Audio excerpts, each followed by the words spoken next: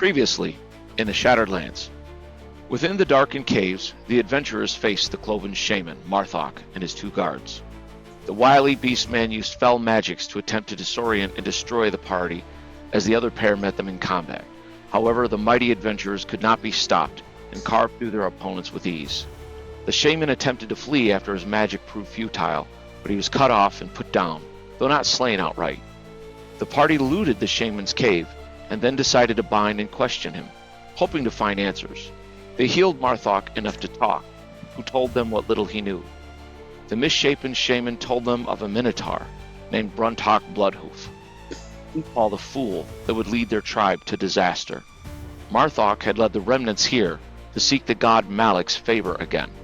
Bruntok had led the rest to Fartham after raiding the human temple. There the minotaur had some kind of deal to deliver something of great value that he'd stolen. The shaman knew little more, but had shown bravery, asking only this to be cast into the pit of Malik, which was deeper in the caves. Aelwyn agreed somewhat flippantly, but Sir Venric gave his allow before killing Marthok. The others would soon find that there was no talking the knight out of his word, even though Brother Bertram tried to do just that. Venric left, and the others followed him as he sought the place the cloven shaman had spoken of. The party moved through a water cavern with a stream and bridge crossing it. As the knight moved across, the combined weight of his armored form with the body of the shaman caused the bridge to break, and Venric plummeted into the water. As the others moved to rescue him, they shouted at him to release the body, but the stubborn knight refused. The commotion drew the cave's occupant, a giant lizard who sought to eat these newcomers. After pulling Venric out finally, the party fought a brutal fight, slaying the lizard. Moving past the water cave, the adventurers came to a narrow hallway with a door at the end. They could hear a strange, howling wind behind the door. After some discussion, they opened the door and saw a chamber with an ancient demonic idol carved from the stone that stood before a deep, dark pit. Venric threw the body of the shaman within the pit, and the roaring wind intensified as a guttural voice bellowed. A dark apparition formed from smoke that rose from the cave as a sliver of the ancient demon god Malik sought to destroy the party. As battle was joined, Venric's blade, the True Steel, ancient sword of House True Steel, blazed with white light. The ghostly forms of those ancestors that had wielded the sword before him appeared and fused into the sword, and Venric was able to hurt the sliver of the demonic Malik. Stellivus and Bertram joined the fight. The cleric was laid low, and Aelwyn dragged the priest from the chamber as he suffered horrid visions from the touch of Malik. The party was eventually victorious, Venric banishing the apparition with the True Steel. Back inside the cave, the smoke and darkness dissipated, as the knight and wizard saw there was treasure within the pit. Where it had seemed fathomless before, it was now revealed to be only about 30 feet deep. The presence of the demonic entity had tricked their senses. The knight climbed down a rope and handed the treasure up to the wizard, who collected the haul, which included coins, gems, and an ornate dwarven battle axe. Once the party was back together, Bertram threw his maul into the water, denouncing his barbaric heritage and claiming he would fight with mace and shield once he got back to the temple. He explained that the maul represented his savage bloodline, and with renewed faith he would fight as a cleric of the Argent Lord, giving no place to his past. In the gloom of the caves, the weary, wounded adventurers discussed what to do next. Welcome back, everyone, to the Shattered Lands. Welcome back. Give you guys a glimpse. Feels like I never left.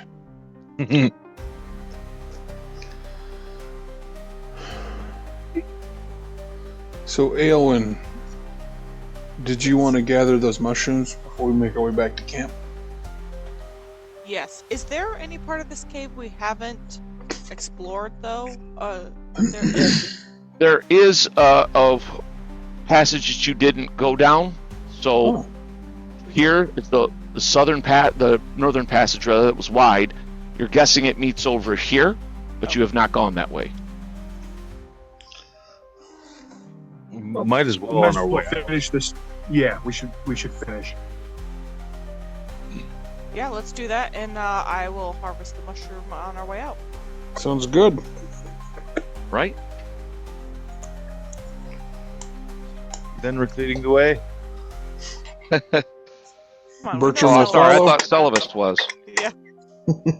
He jumped to that one quick. At this point, Shelvis is actually pushing Benrick like in front of him. He's like, "You go."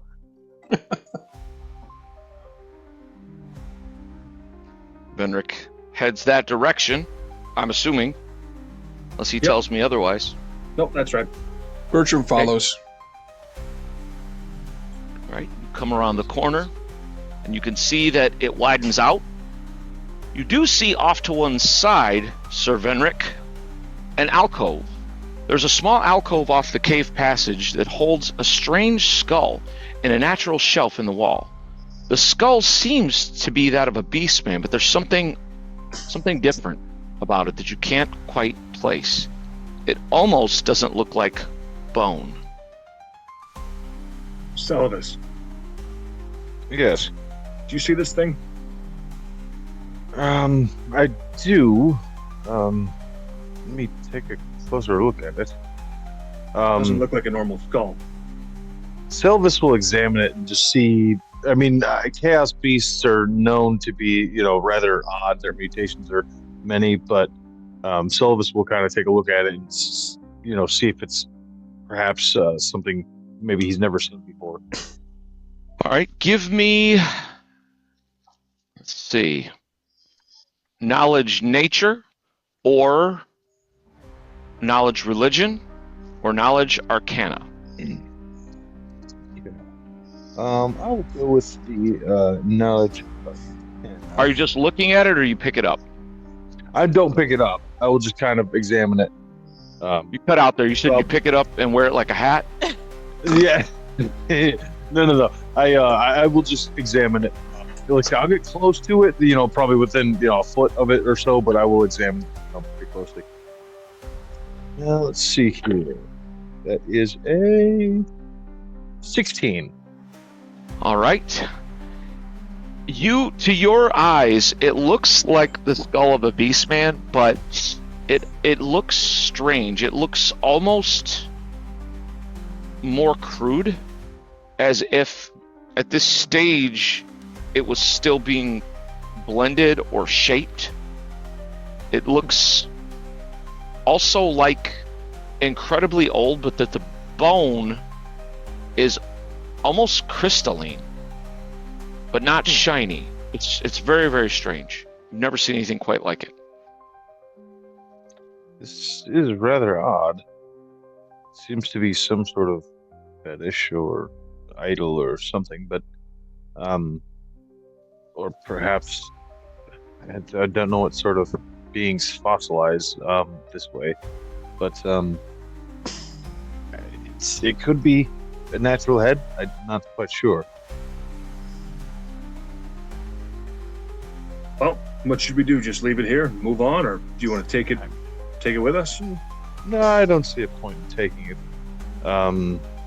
We'll just leave it here. I mean, unless we want to, check it in the lake or something. I'd like to take a look at it and see if I think it's possibly magical or if it's just, a natural formation. All right. Knowledge, nature, religion, or arcana. I got a dirty 20. Nature. You kind of step in as the wizard leans back away from it, and you almost have a shiver run through your body as you're pretty sure you know what this is. This, almost you're guessing, is one of the earliest, if not the first, humans that Malik shaped, almost like a child with clay, into his further vision. And just looking at it, you're starting to realize that maybe this demonic thing, almost when the tribe began to worship him, they gave him the ability to make their offspring malleable. And so they began to breed true. However, if this was the first one, as you're starting to think, it looked like he must have gone through this agony of shaping while still alive, as he was a normal human, though primitive, that was twisted and warped while alive and no doubt conscious. And you get a very bad feeling even looking at this thing. Best not touch it. Let's leave it. Very good. As I say, chaos things are strange. Evil. It's the relic of these abominations. Anyways, let's move on. And I'll continue further down this path. Okay. All right. You make your way back till, of course, you come to the end cave with the mushroom, and that leads outside. I will harvest the mushroom. Okay. All right. Give me a survival check. Okay. Just to see how well you do. I got a 14. Okay. You get most of it quite easily. You're able to wrap it. Do you have a sack or something you're going to store this in? Because it's a pretty big mushroom. Yes. Yeah, I will. Okay. So just write down that you have mushroom found in Beastman Cave. Hallucinogenic. Worthy gift. Andy. But find. Perhaps before we leave, we should all trip balls together.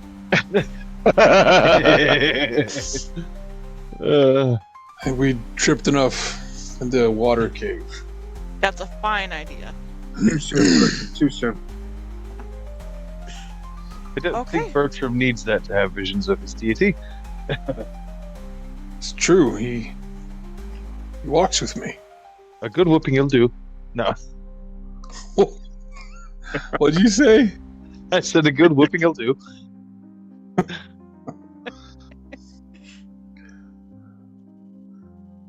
Well, I say we leave the cave and head back to the camp now. This is bullcrap, man. That was a very traumatic experience. Shouldn't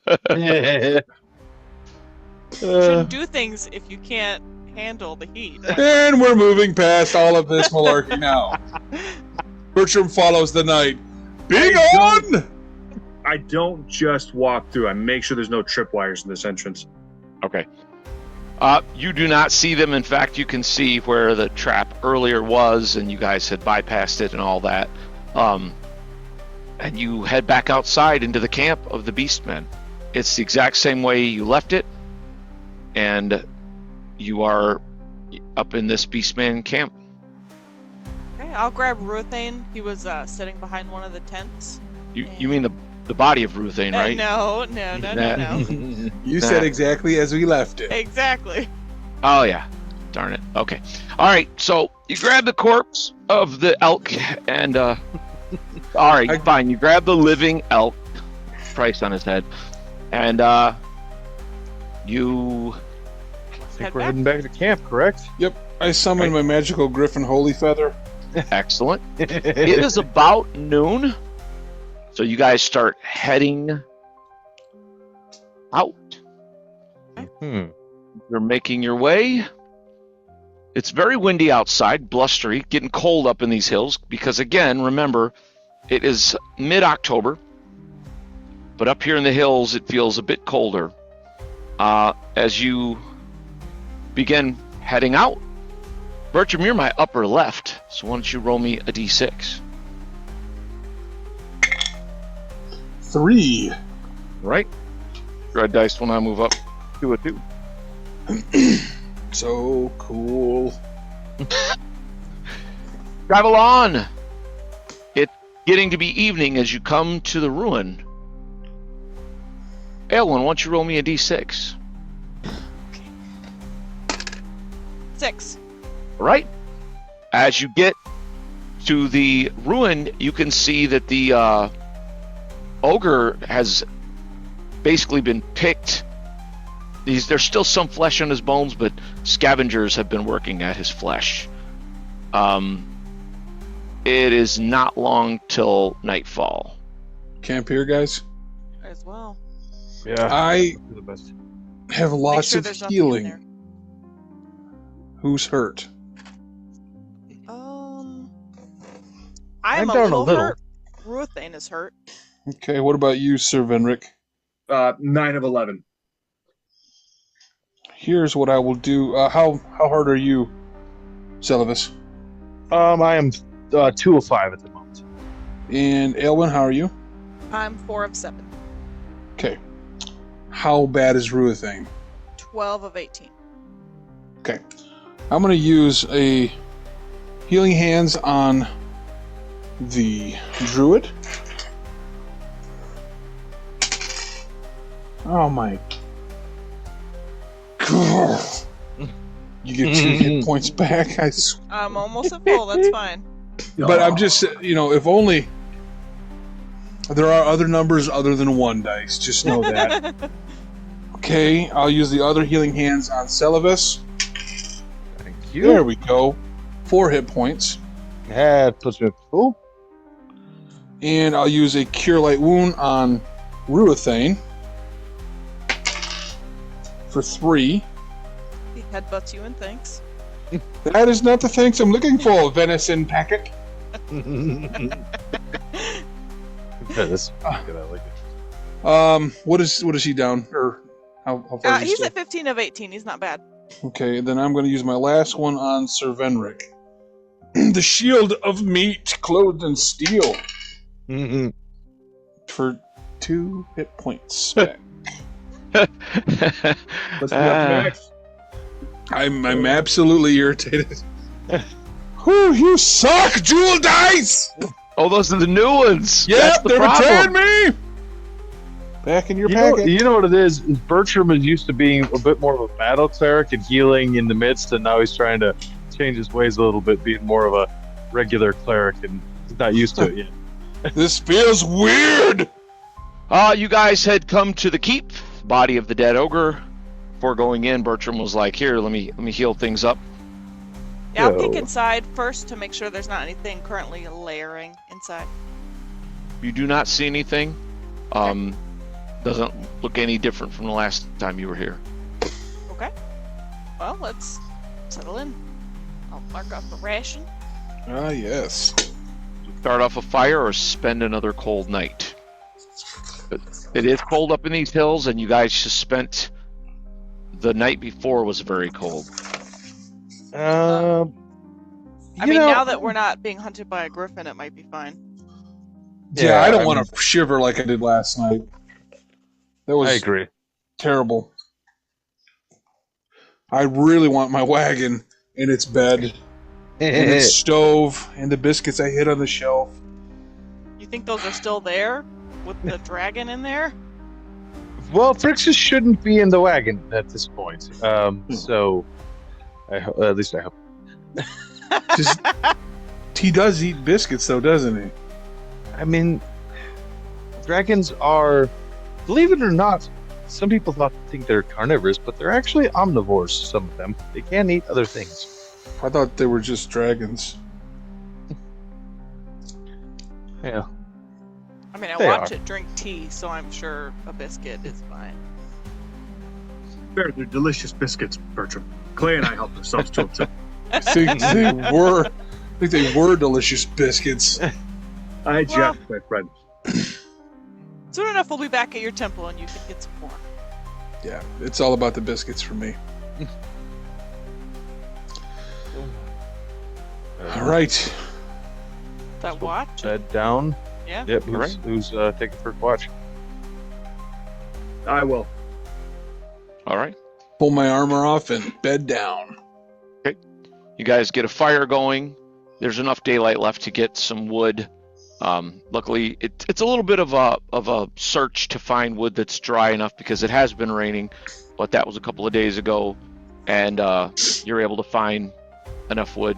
It's pretty much full dark by the time you get enough wood, get it in there, and you get a fire going. But it is nice and warm, and you all feel much, much better. And with the walls around you, even though there's not much of a roof except in the one corner, you are able to get some sleep. So hiding in here, being out of the weather, we're not going by the dread die, which will reset to a 1 for the morrow, and it's only an encounter on a 1 of a d6. So we're going to go, Venric, you're on watch. Roll me a d6. That is a 6. All right. How long do you watch for? 2 hours. You go through your watch, you You see nothing. Moon rises. It's getting a little fuller, but still, you see nothing. All right. At the end of my watch, I will wake up Aelwyn. Okay. Gets up. Stretches. And strings her bow and sits down. All right. Roll a d6. Okay. That's a 6. Okay. I should ask first how long you're watching for. I'm assuming 2 hours, 2, but yeah. okay. I will wake up Celavis. Wizard, you wake up. Get up and yawn, and stretch himself like a cat, and he will take his watch. Okay. You notice the fire is getting a little low, Celavis. You may want to throw a couple more logs on the fire just to keep it going. I'll grab a few extra while I'm out on patrol a little bit. Okay. And yeah, you guys had a stack of wood, so you could throw a couple on there and roll me a d6. Yeah. That is a 5. All right. Your watch passes uneventfully. Morning is not far off. I will wake up Bertram after my watch. Pretty Bertram good, Bertram. yawns, begins kind of humming to himself a little bit.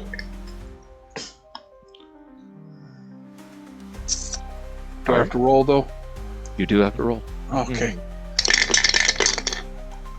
4! Ha-ha! I didn't screw us over! Now you don't roll a 1. That's all you've been rolling. Yeah, that's pretty... That's a good point. The dice can tell. Yes. Screw All you, right. dice. The night passes. The next morning dawns, and the weather is raining Oh, again. Great. 1 hit point, correct? Yep, you get 1 hit point back. Okay. I was going to say 2 nights with no fire, you guys would not have gotten a hit point back. It wouldn't have hurt you, but the cold, it would have just been so uncomfortable. But you're able to get the fire going, and you're good to go. Bertram will draw aside and say his prayers. Elvis will prepare his spells for the day. All right. Start packing up camp. You guys break camp. The dread dice is reset to 1. Mm-hmm. And we'll just go back to the top with the 1 on the dread dice, Brother Bertram. Oh, god dang. Back-to-back rolls. All right.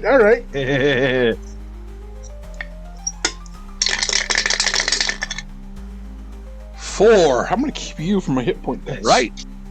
Bertram, you begin making your way down along the trail. It's raining pretty solid. It's summer is well and truly gone. You guys are into the fall.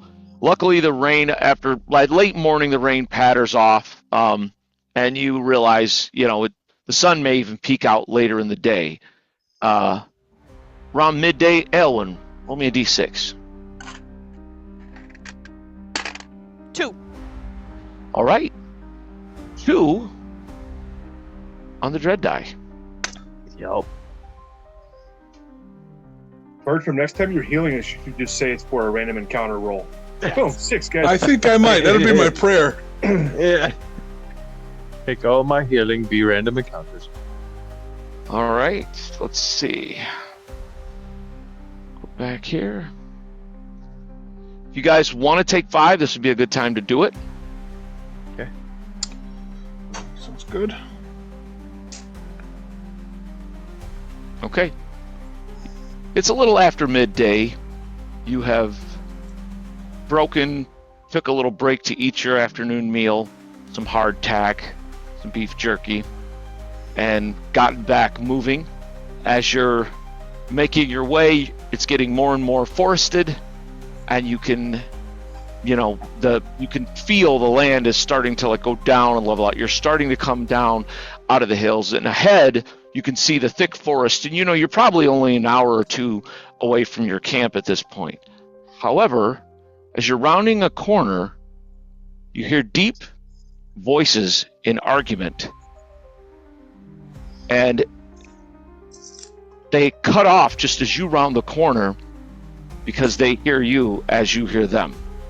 And it kind of sounds like You broke tree, not me. Tree would like this. And as you come around the corner,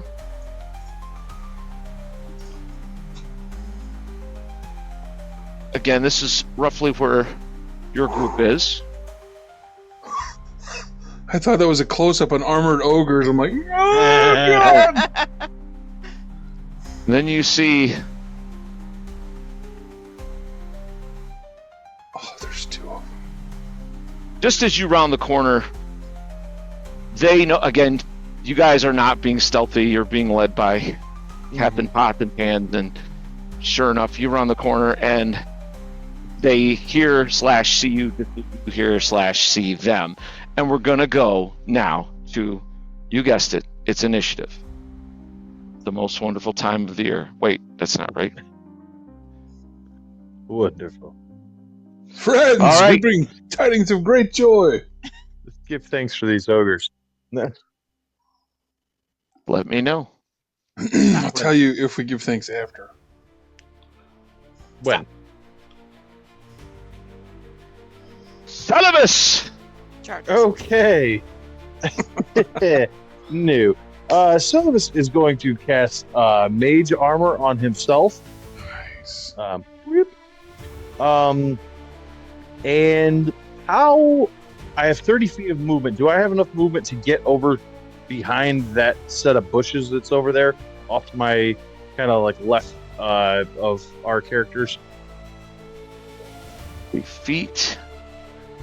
Are you heading that way? If I had enough movement, I just need to I just didn't know what 30 feet looked like. If that would get me to the, if it would get me behind it or not. You won't know till you try. I mean, you could start running that way. Okay, then no. Then I'll just do Okay. it. Hold. Yep. Okay. Next fastest is the druid. Okay, I have my bow in hand as usual, so I am going to take a shot at the one that's kind of straight ahead of me, the more yellowish one. Okay. Right. Nope, that's missing terribly. That was a 2. Awesome. That ain't gonna do it. And then I'm going to mount up on Ruthing. Oh yeah, forgot the elk. Sorry about that. Part of me subconsciously really did believe he was a corpse. No, he's very much alive. Yes, and we healed him. We did? Love that bag of beef jerky. He kicks you in All the right. face when you say that. I You say it mount up. lovingly. On Ruathane. Meanwhile, Sir Venric. All right. Venric is going to... I think I have to double move to get to the one closest to me. You just tell me what you're doing and I'll tell you where you get. All right, I'm going to charge the one that's closest to me and attack him. Okay, you want to charge? Charge will get you there.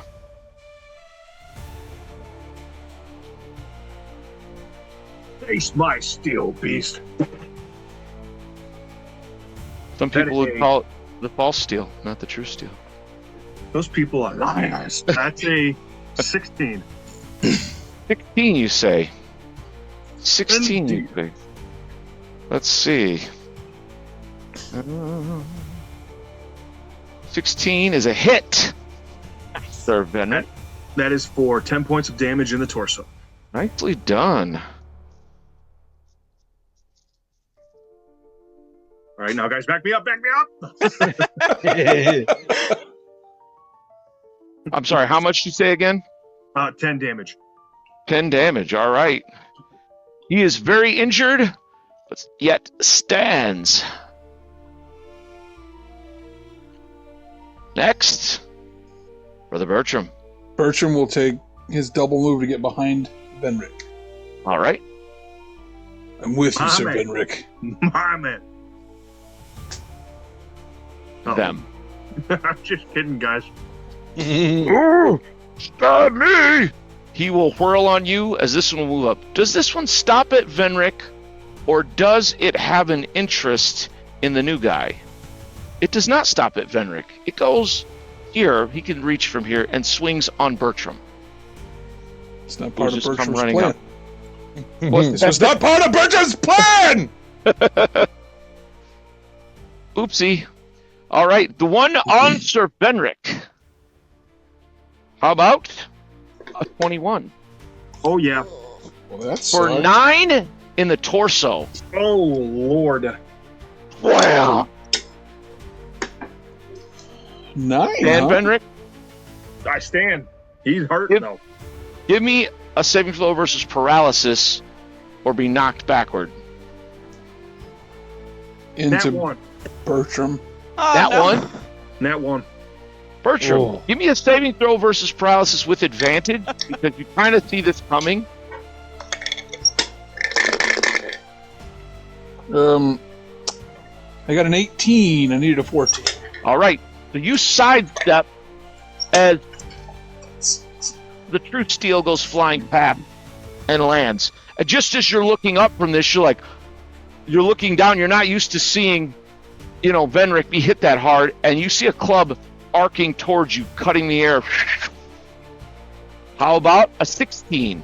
God! Yep, that hit me.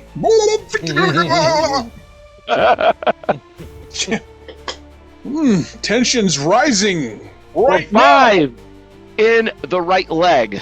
Okay. As he slams into you, you feel your knee kind of buckle. That was my weak knee, you stupid creature. All right, here we go. Okay, I'm gonna take a shot at the one straight ahead of me. Oh, there we go. I hit an 18 That is a hit. Bertram for, ducks. 2 points of damage in its left arm. Are you talking about the injured one or the uninjured one? The injured one. Okay. 2 points of damage. Yep. Still And then- stands. Ruthan, he's gonna attempt to, so he wants to run and gore the one directly in front of him, and then keep going, jumping over Okay. that log. Like Oh. coming through here. Ruthan. Oh yeah, he rolled a 17. So he hit It's a a 19. Okay, nice. That's a hit. 7 points of damage in its torso, All right. and then he jumps over the log and keeps running. Just kid, Ruthane. You're not jerky. You're my buddy. All right. How much again? 7. All right. All right. He is injured. I'm not going to call for a check because it's a pretty low down tree. As Ruthane kind of jumps past at that point. Okay. All right. Next up is Sir Venric. Okay. Venric will get up. Oh, He's going to move past Brother Bertram and get back into combat with the one that just knocked him back. okay. Unfortunately, because you had to get up and then move, you will not be able to swing. Next, fastest, which I believe is going to be Celovus. Yes. Okay. Selvus is going to take his turn just double moving up behind Brother Bertram at this point. I heal him. You heal me. I like it. Brother Bertram. Yep, I'm No gonna. problem. Oh crap! You're not a cleric. All right, I am going to And call upon the light. Heal this valiant knight for more than 2. For 4. Ah, And finally. I still gotta take a move. You know what? Nope, he stands there. Okay. You can still move should you wish it. Nope, because the wizard's there, and he will go for the wizard. All right. The ogre swings on the knight. Switch up here to a close up. Show you guys the beauty. Ooh.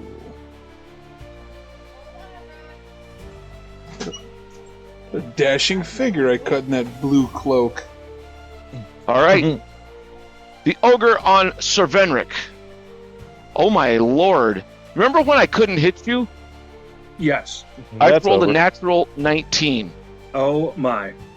Luckily, I Oof. didn't do a ton of damage, So that definitely hits. That hits a 23. And you take 5 points of damage in the right leg, Sir Venric. He's feeling it. He's standing, but he's wobbling. The other one swings on your cleric. Ooh, the rolls are reversed. I hit a 9. Woohoo! The light is flooding my soul! Excellent. It misses me Excellent. if you couldn't tell.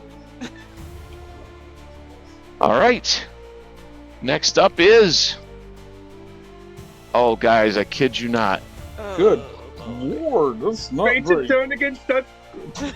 The light is still with me. Okay. Once again, on Venric. Oh, my lord, the same exact roll. No! Oh. 19 in the right leg. Well, it hits a 23. But for... Let's see. For 4 points of damage. Fenric falls. Oh, God!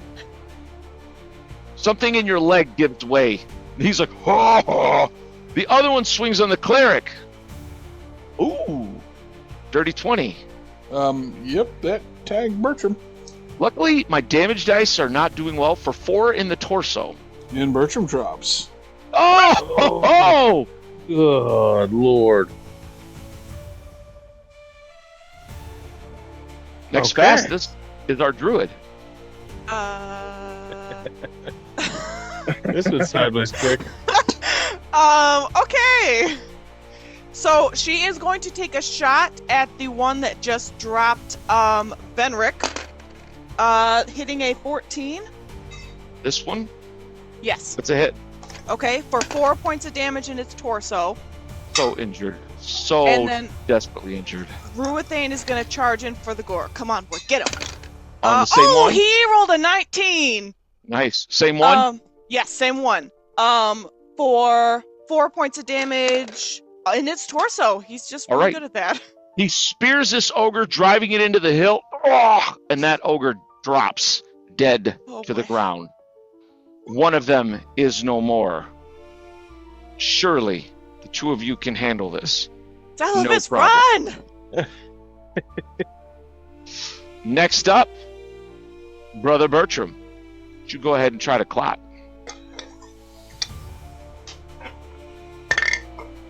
12. Here's the hit points, God.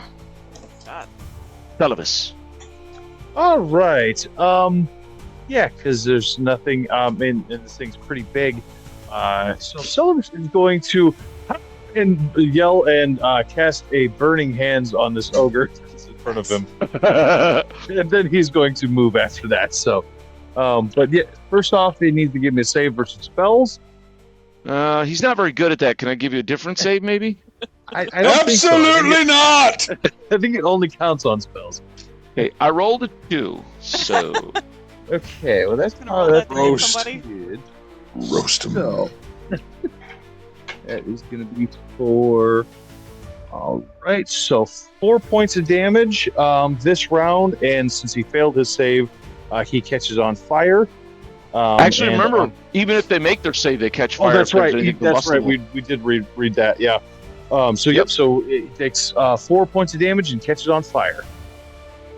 All right. And then I'm going to move 30 feet back away from this guy. Bertram I just gave you laughs your close-up. weakly. I know, but I'm getting the heck out of there because now he's flaming and I'm quite sure enraged.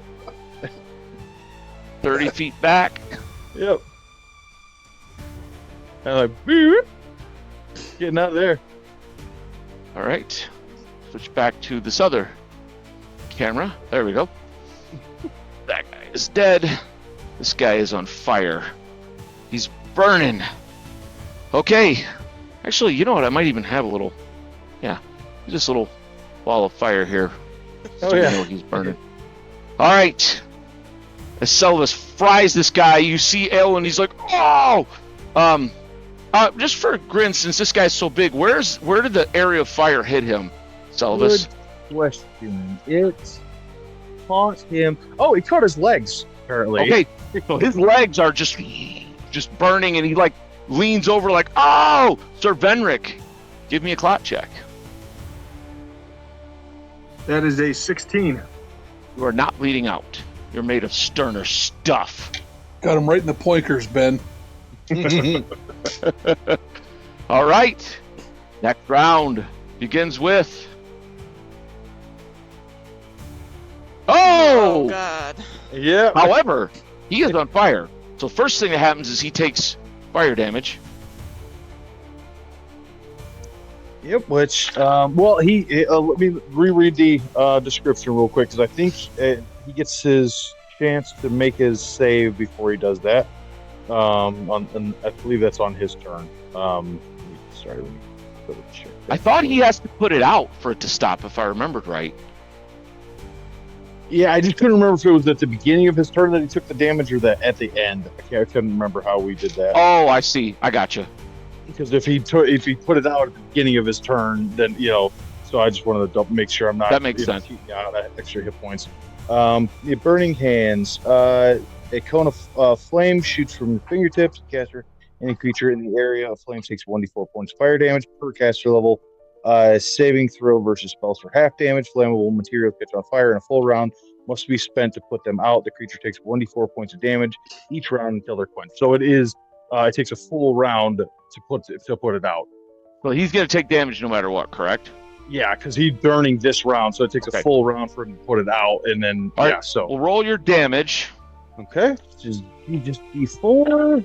1 point of fire damage, so he is putting it out with his big giant hands. I'm going to give him a check to see. Which that die rolled up there? Rolled an 18. So yeah, he is smart enough. He gets down on his knees and starts throwing dirt up over his legs. As he's burning. Venric, you are clotted. Celibus, the sneaker. Okay. Yeah. Celibus, with him spending this turn, because I know I'm within range. Celibus is going to charge in now. Oh! With sword in hand, he is going to he's going to try something here. So we'll see. Celibus rushes in. It'll be epic no matter what happens.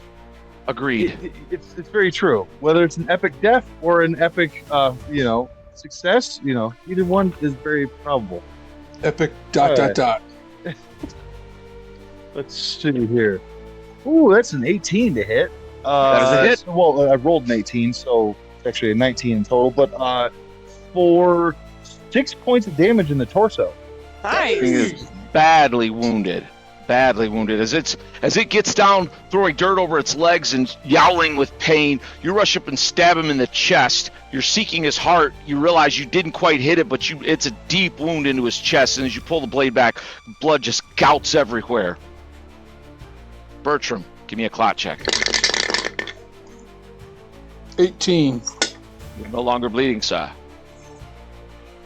Druid. Okay, I will take a shot at the prone ogre. Only an 11. That is a miss. Okay, and then Ruithane is going to lower his head like a bull and charge at him. Oh no, I misread that. Dang it! No, a miss. All right. And then next round. Well, the fire is out. Oops. As I smack the camera. That's what you get, camera, for mouthing off. Thought that was the ogre's loincloth. It was. The fire is out. Now you have an ogre on his knees who is very injured and very enraged. But he will have to make a morale check on his turn for anything Muzzle else. him! All right, here we go. That's going to be the druid. Okay, I will pull my scimitar in my free hand and I'm gonna attempt to stab him. Oh, I rolled a 19. Well done. So, for 3 points of damage in his right leg. Oh my god, he's so injured. You stab him in the leg. He's starting to get up. You stab him in his thigh and he goes back down. In pain. Ruithane tries again as well. No, a 2. God. Ruithane misses. Venric is clotted. Him. Oh, God. He has to make a morale check. He is burned. He is alone. He's actually shocked. He couldn't believe such tiny creatures could do such damage to him. Oh, he makes his check, just barely. He gets to his feet. And he wants Does blood. he? Oh, yeah. He looks at the one who burned him so badly in fury and rage and pain. Crusher, hurt you bad. What you done to me? Ah! How about a 16? That is. Let's see. That is exactly what it needs with magic armor. Okay. 4. Let's see. Gotta roll that. Or 6 in the head. Syllabus goes down. Oh my god. Boy, this is an oft-repeating story. Elvis drops as this club just slams into him. For a minute, you're not sure if his neck is broken or something else clotted. And then, Selvus, why don't you go ahead and give me a clot check? Let's see here. No, that is 12. So Lose an HP. point. All right, and here we go. Come on. Selvus. I will try to clot again. And I fail again. Lose a hit point. Next fastest, Druid. Oh, thank God. Okay. Ruthane, bring him down! And she swings her sword. God, a 12. That's not going to do it. And Ruthane is gonna try and gore him. Oh, a nat 20! Oh, yeah. I can hear you now. He hits him for 10 points of damage in his right leg. Ruthane spears him. Would you like to know how many hit points he had left? Yeah. 1 hit point was all he had left. Oh my God. Oh my Ruthane God. spears him in the leg. A giant, massive blood shoots out of him as he goes down. All right. Boy. Good boy. What do you do, Alwyn? I hop off. Just Give me a clot keep an eye check, out, boy. Selvus. Okay, yes. Let's see. That is a 17. All right. You are no longer bleeding out. Okay. As Ruthane is watching the path, I will cast a Cure Light on Selvus. So Selvus, you get 3 points back. I am still unconscious. Okay. And then I have literally nothing, so I root through your bags to find stuff. I have a scroll of Cure Light. Oh, sweet. Okay. I will go to Bertram and snatch that off of him. Okay.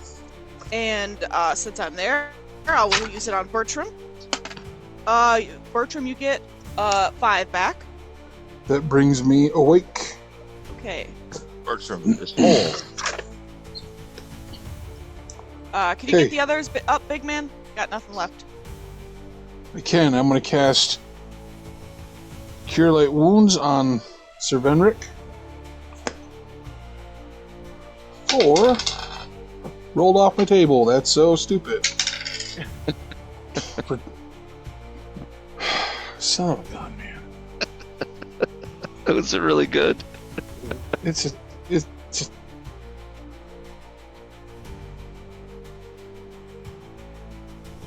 All right. Venric got 2 HP back. He is still unconscious. Alright, here's what I'm going to do. I'm going to use a Healing Hands on Selvus, because I think he's close. That heal... Oh, my... Oh, whew. 5 hit points. How about that? That actually puts Sylvus back to full. Well, I'll use my other Healing Hands on Sir Venric for... Would you believe? A 2? Because I would! I mean, son of a gun. I understand random numbers, but they should be random. Alright. I use my amulet. Did 2 bring you back to full, Venric? No. I use my amulet, or my brought holy me to symbol. Okay, I'm using my holy symbol on you, recalling a Cure Light Gods above, the light, please. Please let this be better. Random encounter. So it's better. You have 3 hit points because I rolled a 2. The cleric that wanted to heal but could not do it. As you guys come back to consciousness, Aelwyn is like face to face with Rothain, and she's petting him. You are the strongest, you are the fastest, the most bravest boy that has ever lived. Bertram's like, yeah. Oh. You didn't. Oh, that's right. You were unconscious. He brought it down. You should have seen it. It was magnificent. How hurt are you guys? Why is no one praising him? Good. Just say no. Mighty elf. And Sylvis does an overzealous bow. Sarcastic, but I'll take it. Bertram will not bow to the elk, but he does thank it. Venric is 4 of 11. He sits up. He doesn't even stand yet. He just sits up. He takes off his helmet. He shakes his head. My God, those things hit hard. I mean, no joke. Well done, 12-point buck. Well done. 12-point buck. 30 point This is a buck. season. Oh man. Venric will slowly stand back to his feet. He's still. I mean, he's 4 of 11. He's better now. He's conscious, but he's. Man, he's going to need his armor repaired after taking hits like that. Yeah, he's one big bruise. Head to He can toe. Breathes in shallow breaths now. I have a poultice if you want to take the time, Sir Venric. No, let's get back to camp. We have a one individual beastman potion if you want to risk it. I think you should drink it. You are what stands between us and those things. You guys just want to see me throw up. All right, give me that. Can you throw up in this armor? He'll take the potion and take a swig. Yeah. All right, I'll hand over our last beastman potion. They're D6, right? Plus 1. D6 plus 1 unless you fail your save. Save is Poison. 17 counter. poison. Oh, So nice. I saved against the poison, but I rolled a 2, so 3 hit points. It tastes vile. It's just you spit part of it back out. You're already injured. It's disgusting. God, if this is just some cruel joke and these don't actually heal you, I'm going to be angry. It's one giant placebo effect. Sylvis is just telling everybody that it works. Filling it up with whatever he can find. Making random. What will they drink? This is actually how he tests everything. He just puts random stuff together. He's like, "Here, guys, it's a potion." It's dragon piss. Have some. All right, let's take 5. Okay. All right, welcome back. You have dealt with the menace of the ogres. Barely. Painfully. However, now we come back to camp. You guys we made it. remembered negative. You remember you had rolled an encounter for camp. So, in camp, the squire is dutifully tending to the fire, seeing to his master's things. You also have Arnall over tending to the horses, doing what he does. Haste is over by the tent, grazing by this log. And Copper, man you guys rescued, he's up kind of out of the wagon now, kind of resting, not doing a whole lot. Very just taking stock of his life since this has all happened. And Vrixis the dragon, he'd actually be in the tent. He has no interest, it seems, in hanging out in the temple anymore, the traveling temple. He's gone nowhere near it. It's a day and a half or so. that you all have left. Getting on toward evening, and all of a sudden, those within the camp hear, "Told you it was a fire!" And they turn to see a large group of orcs rushing toward the camp. Great. So, Wonderful.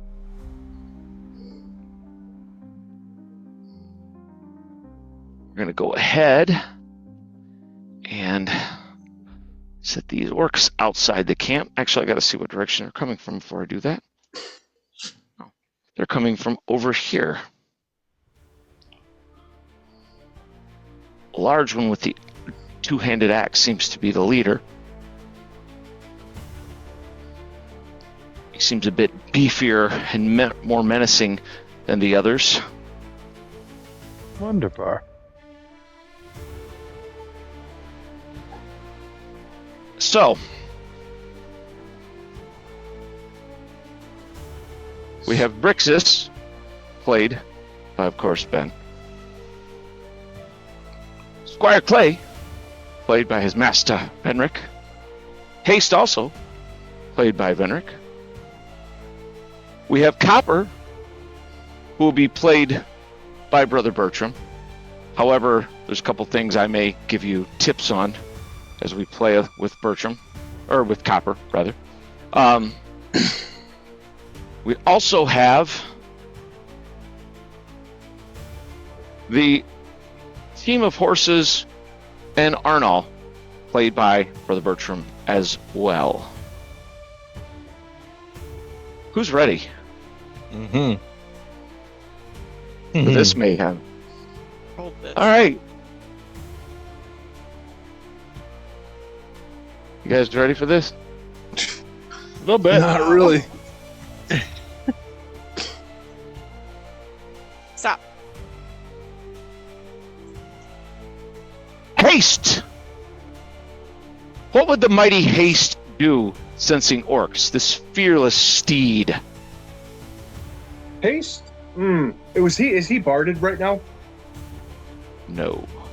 Does not have his armor on. Haste is going to move over to Clay as if to, like, pick him up. All right. Haste breaks free. Clay did not tie him very. Now, Clay cannot ride Haste because Haste will not allow it, but he can move over there to protect him. Oh, I didn't know he couldn't ride him. Okay.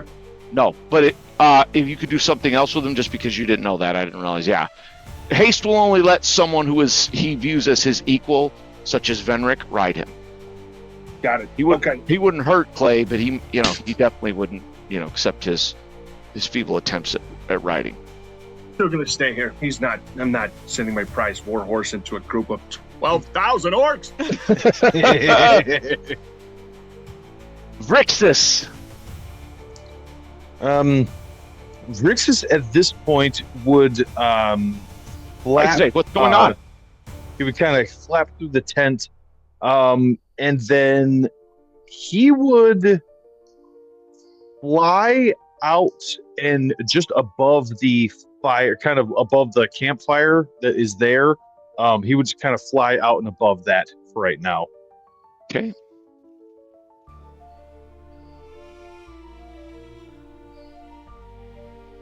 Vrixus flies out and above the campfire. My word, it's orcs!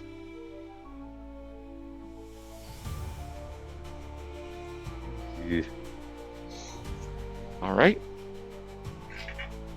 Are you guys tense? Oh yeah, this is a bowl of suck stew right here. Oh, look, and here comes the party. Right on time. Yeah. They did have Squire Clay. Okay, Squire Clay would have his spear in his hand, I'm assuming, right? Yes, he would. Okay. He is going to hold till these things get closer, because I don't think he would charge. He's just a kid. He wouldn't charge a group of orcs. Or would he? Let's give a quick morale check. Let's see if Clay wants to prove himself. He was so fearful with the Beastmen.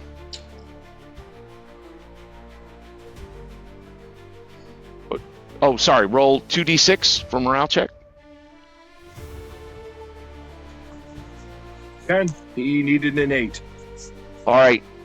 Clay charges forward heedlessly across. Professor Venrick! And he is in light armor. He's going to try to spear that first orc. Let's just get down here a little closer for Clay. It's really just kind of critical, I think, that we see things from Clay's eye view here. That's upside down. That's not what we wanted to do. There we go. Oh my god. Good lord. Well, buddy. Oh, man. Then the party arrives. That's what I said. All right. I keep saying it till it Fire happens. Clay! So he's got his spear. Can he keep it? Can he keep 5 foot of space between him and the closest sword? Yes, you can. That's what he'll do. He's going to try to run this thing through. He said this happened a day and a half after we left. We've been Shush gone a it. couple of days. Shut it. We're not arriving. And What'd you get? Nat 1.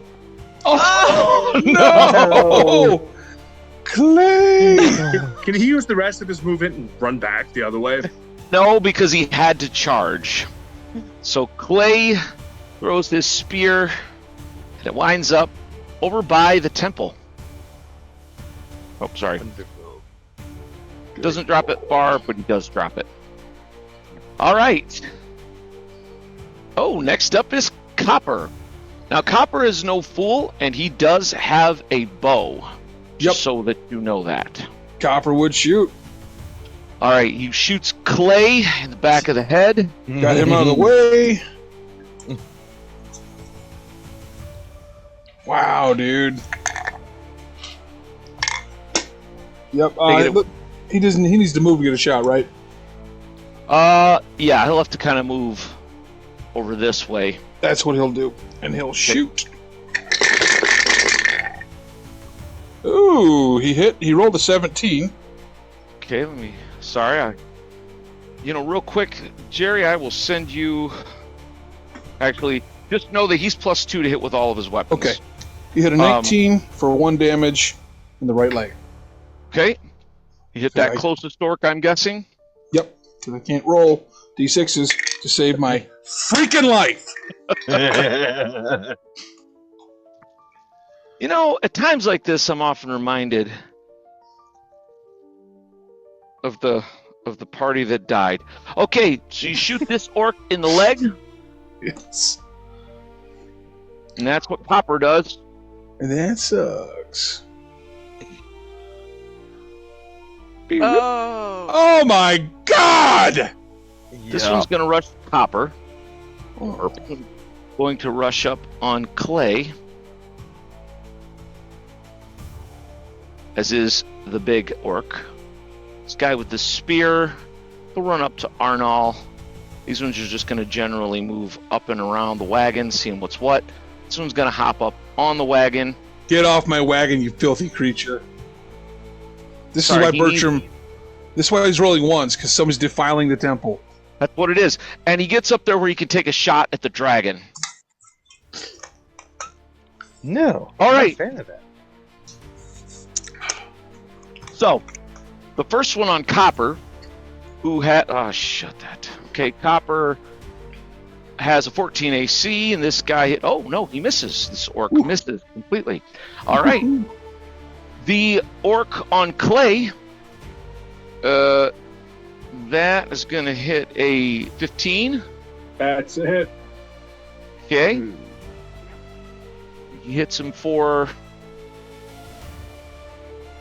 Oh, minimum damage for 1. So he clips Clay, slashes into his torso. Clay throws himself back out of the way, still standing. And then the boss with the big, massive, meaty axe comes up on the now weaponless, defenseless Squire Clay. Close up on Joel's face. And this orc boss hits a 14. That's a hit. Oh my god! That's unfortunate. I was hoping he missed because that is maximum damage for Oh my 12 God. in the torso. Or sorry, 12 in the left leg. Yeah, players at -9 hit points. Oh my God! Blade drops. Black. Oh, Sir Edric, where are you? He goes down. Meanwhile, the orc with the bow fires a shot at Rixus, the dragon, hitting a 13. That is one off. Oh! Rixus nimbly dodges dodged barely. through the air. Next fastest is the only one left, which is Arnall and the team of horses. Oh my I forgot. God. Hold on. This guy stabs at Arnall, hitting a 14. Yeah, that's going to hit with this spear. Good lord. For 7 in the torso. Oh, wow. God! Arnold drops. I roleplayed him well. He stood there oblivious to all. So Arnold and the horses. The horses begin bucking, trying to break free. Hey, that was really well done. All right. I'll go ahead. I don't always do it, but for round 2, it's kind of critical. Just go ahead and you guys tell me when. When? Yeah, I refuse to say. Rixus! He's Okay. furious seeing the lad get dropped. So, Rixus is going to fly. He has 80 feet of fly movement. He is going to fly to that birch tree that is off to the left of the horses and get a line of sight on those 4 orcs as he breathes fire for a 30-foot line of fire in that diagonal direction. Okay. Yep. What a 30-foot line will get them all. But actually, you'd be a little more like this up in the tree. He's a little Breathing. bit closer to that first orc, because he had to get to there to get in that Like position. in the tree. Yeah. Yeah, to get in that line, but he had the movement to get over there, and then he's going to breathe fire. Off the boy! So they need to give me, let's see, save versus spells? Or actually, let's see. This is a breath weapon. So that is, so save versus spells. Okay. First guy, negative. Second guy, negative. Actually, you said a 30-foot line? Yep. Correct? That would hit the wagon and this guy as well, unless you angle it off not to hit that. He'll try to not hit the wagon. Okay. So he'll just, That's fine. Yeah. That's fine. He won't hit. He will not hit the wagon, but he won't hit that archer either. Yeah. The last regular dude fails, and the boss. No, he still needed a 16. I rolled a freaking 15. So they all fail and catch fire burning. Okay. His breath weapon does not say that they actually catch fire. They take fire damage, but it's not like burning hands. I guess. I'm sorry. Gotcha. Wait, It but doesn't- remember he lit that beast man on fire, so I thought it does. Oh, that's right. You said it did. That's right. Yes. We did change it. It just didn't have it on the paper. My bad. Yep. So it is. So that was for. Do you want me to roll the damage individually or just a d6 for the Yeah, group? just roll what it would be overall, and then I'll go from that point. Okay. Yep. So it was 4 for the damage for his fire. Okay, that's going to kill this orc. Good. Outright. He dragon. was very injured. Well, not very, but he was injured from a copper shooting at him. Meanwhile, the boss orc. How much damage did you say again? 4. 4. Okay. He is injured, but still in the fight. Next orc is. Oh, this orc is more bark than bite. He is dead. Ooh. He was injured from before. And the archer is also dead. Or not the archer, but this last guy. I'm sorry. I keep thinking the archer. Good. Oh, man. So, Rixus burns the orcs badly. Very badly. Can he continue? Can he finish the rest of his movement, or just? Because I know he has some left over. He's just gonna fly another 15 feet directly straight up in the air. What's his movement overall? He has 80 feet of fly speed. Okay, so he went from the fire to there, which was 40 feet. So he is, he's essentially up here high. Just remind me of that. Yeah, he's not gonna go like 30 or 40. He just wants to be like 20 feet to where he's just out of range of swinging with a sword. Oh, he's well out of range of that. Yeah. Okay. Very well, Vrixis. The horses need to make a morale check, Bertram. Okie dokie. God of Fire just shot off right in front of him. 6. They got a 6. What's their morale? For the horses. I don't know if I have the horses' morale. Hold on. Let's see if I got it. Thought I gave you that. I will grab horse team. Morale is 6. Wow. Yep. So they're rearing and neighing and bucking, but they do not break free as of yet. Next fastest. Actually, you hear a sound from the wood. You hear, and suddenly you hear a deep voice, kind of this gruff voice. Bang! Storm! Now! And you see a figure. Hold on a second.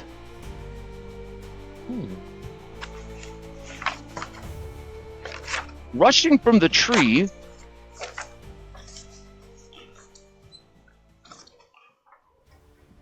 Oh, I remember that mini. Yeah.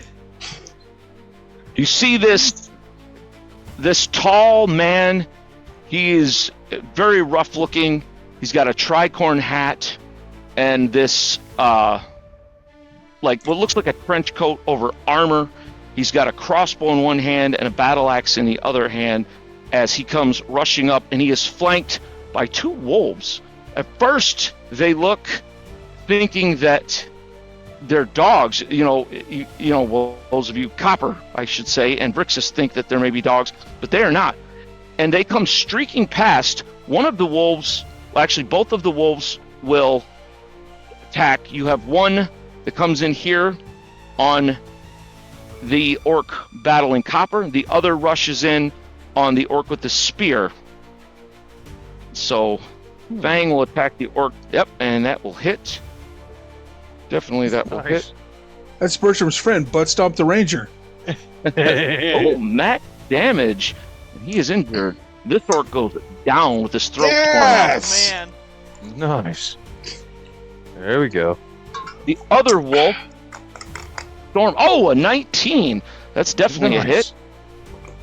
He rips into this one, not for max damage, but she does injure it. It is still alive, but it is injured. Definitely injured. Nice. Then you see, that's on him. Oops. Then you see this man come into view. He rushes up next to this wolf, and he's going to fire a bolt. And he's using this crossbow. It looks like a light crossbow, but as Copper looks, he knows enough of crossbows. This thing almost has a barrel, and there's like a click, and as this arrow fires, it like turns, and Copper can't believe what he's seeing. This is like it's like a crossbow that holds what looks like a barrel of 5 bolts, and that can be fired freely without being reloaded. And this rough-looking man fires. Oh yeah, that's a 17. So definitely that's for adding is to hit. So he hits the big boss orc who is wounded for 3 in the torso. Nice. He still stands.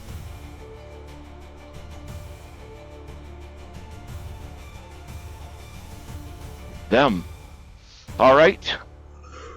The archer orc is going to fire at Vrixis. He is not going to ignore the flame-spewing dragon. That is a 17. That's a hit. All right.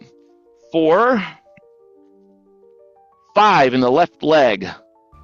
Okay. Luckily, Rixus has more HP than everybody in the party. Yeah, he's no joke. Skewering his leg, it kind of bounces off the hardened scales, and again, looking up, Copper realizes, like, this little dragon is very, very tough. Meanwhile, the orc with the spear is going to stab at this wolf that attacked it.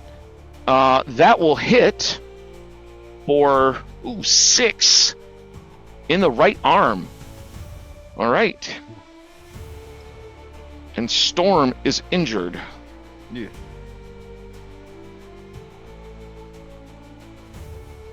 And she howls. "Roar!" And you see the other two look furious. Meanwhile, the big orc stomps forward at the man who just shot him, seeing him as the threat and not Copper, luckily for Copper. Swinging this great axe, but dropping a 2. He swings, and you see this guy throws his battle axe up, clang almost contemptuously. And Copper is impressed at this man's speed and strength. Nice. Hey, and I will say Haste would go mad with rage seeing his little buddy get dropped. Yep, he is going to charge. He's going to charge at the beastman up front there with the spear. Orc? Yes, sorry. God, I said beastman. You're beastmen. You just love them. Haste rushes forward. Remember, he can take both hooves. Yep, and he will do so.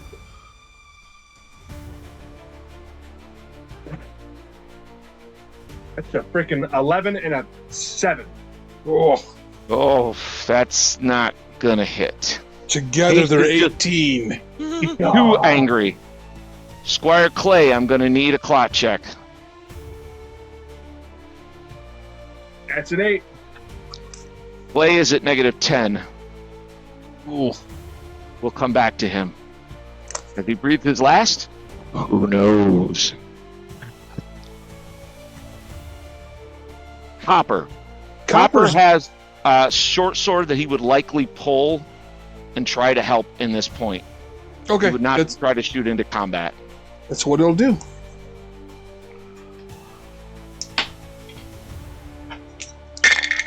But he hits a 7, so he doesn't help. Not good enough. Will the appearance of this mysterious stranger, the really cool hat, change things? Or will it not? Miniature by Stoneforge Gaming. Actually, miniature by Artisan Guild, painted by Ben from Stoneforge. All right, here we go. Fastest would be the mysterious stranger, and he swings this battle axe in an arc. Let's see. This. Oh yeah, that's a 16. Nice. Hit. For 5 in the left leg, sweeping into this orc boss, chopping rather, like it's into a tree. The orc begins to go down to one knee, and meanwhile the wolves again launch in. The wolf on this orc boss, Fang, he will miss, and then Storm, who is injured, she will attack the other one, and she will miss. She's injured, and he's evidently concerned. All right, Rixus. Yeah, seeing kind of everything else tied up except for this archer that is continuing to shoot him. In the wagon. Rixus is going to fly directly at that archer. He's got the movement for it. He's going to fly up.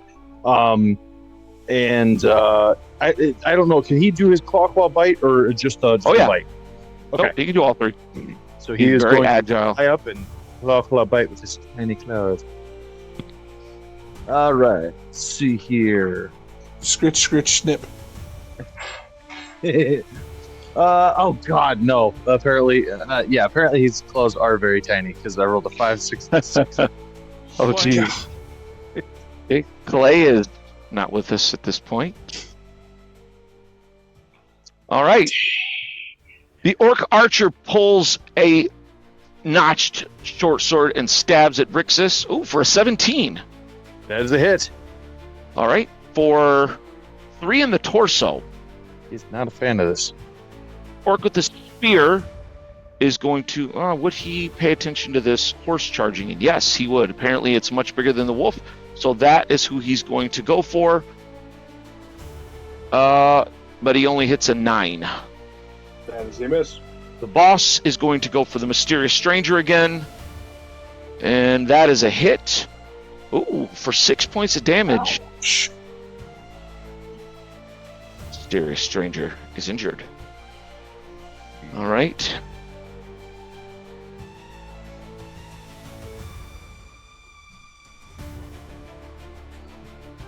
Okay. Next is Haste. Okay, Haste will try to attack this spear orc again. All right, that's a 15 and a 12. 15 hits.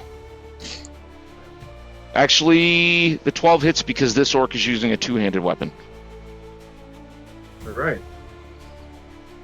Oh, that's for 10 points of damage in total. Okay. Where does he hit? Right leg and left leg. Okay. He Brings his hooves down. just slams into this orc's legs, crushing him, and the orc drops. It reminds me of that video. I don't know if you guys have ever seen it, where there's an elephant that rolls a guy up like a tube of toothpaste. It's kind of horrendous, but that's what it makes me. Oh God, that sounds terrible. I've not it's seen so that video. bad. It's don't look it up. It's horrible, but that's what it makes me remind of is this horse just stomping this dude's legs flat. Yeah, it's pretty awful, and the orc's screams of pain are terrifying. The horses, I'm gonna rule they're calm enough. Well, no, there's wolves here now. So go ahead and give me another morale check. You got it. A 7. They break. Well, just give me a strength check to see if they can break free. 11. Nope, they're tied pretty soundly. All right, Copper. All right. Copper's going to move around behind that big bad orc and sneak attack this thing with flank. There we go.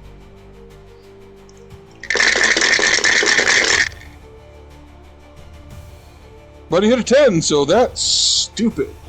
That is not going to do it. Still not Man. full strength. So annoying. All right. The mysterious stranger. All right. He will... I know what the problem is. I'm not using the right dice. I got to get the right dice, get the right mojo.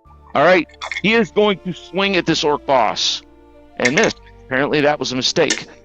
Bang is going to snap into the boss, missing.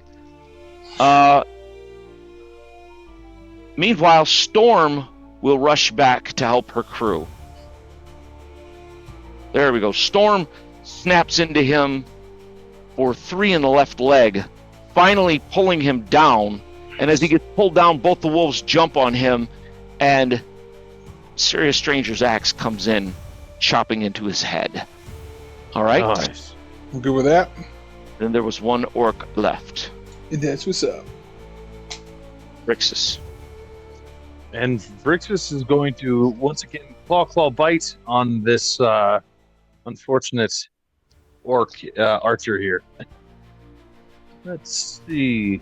Ooh, dang. Okay, so the bite misses, but the claws, on the other hand, apparently he was on it. So they're +3 each. So that's a 21 and a 22 for the claws. Hit. Nice. So D3 each. So 2 and 1. So left arm and in the left leg. So he's just clawing under the left side of him, just kind of raking and clawing. Like a cat clawing his way up. Yeah. This orc is injured, but not dead. Haste. Okay, Haste will move up to the horse, to the orc. God, brain. Clobbers the horses. I never liked you.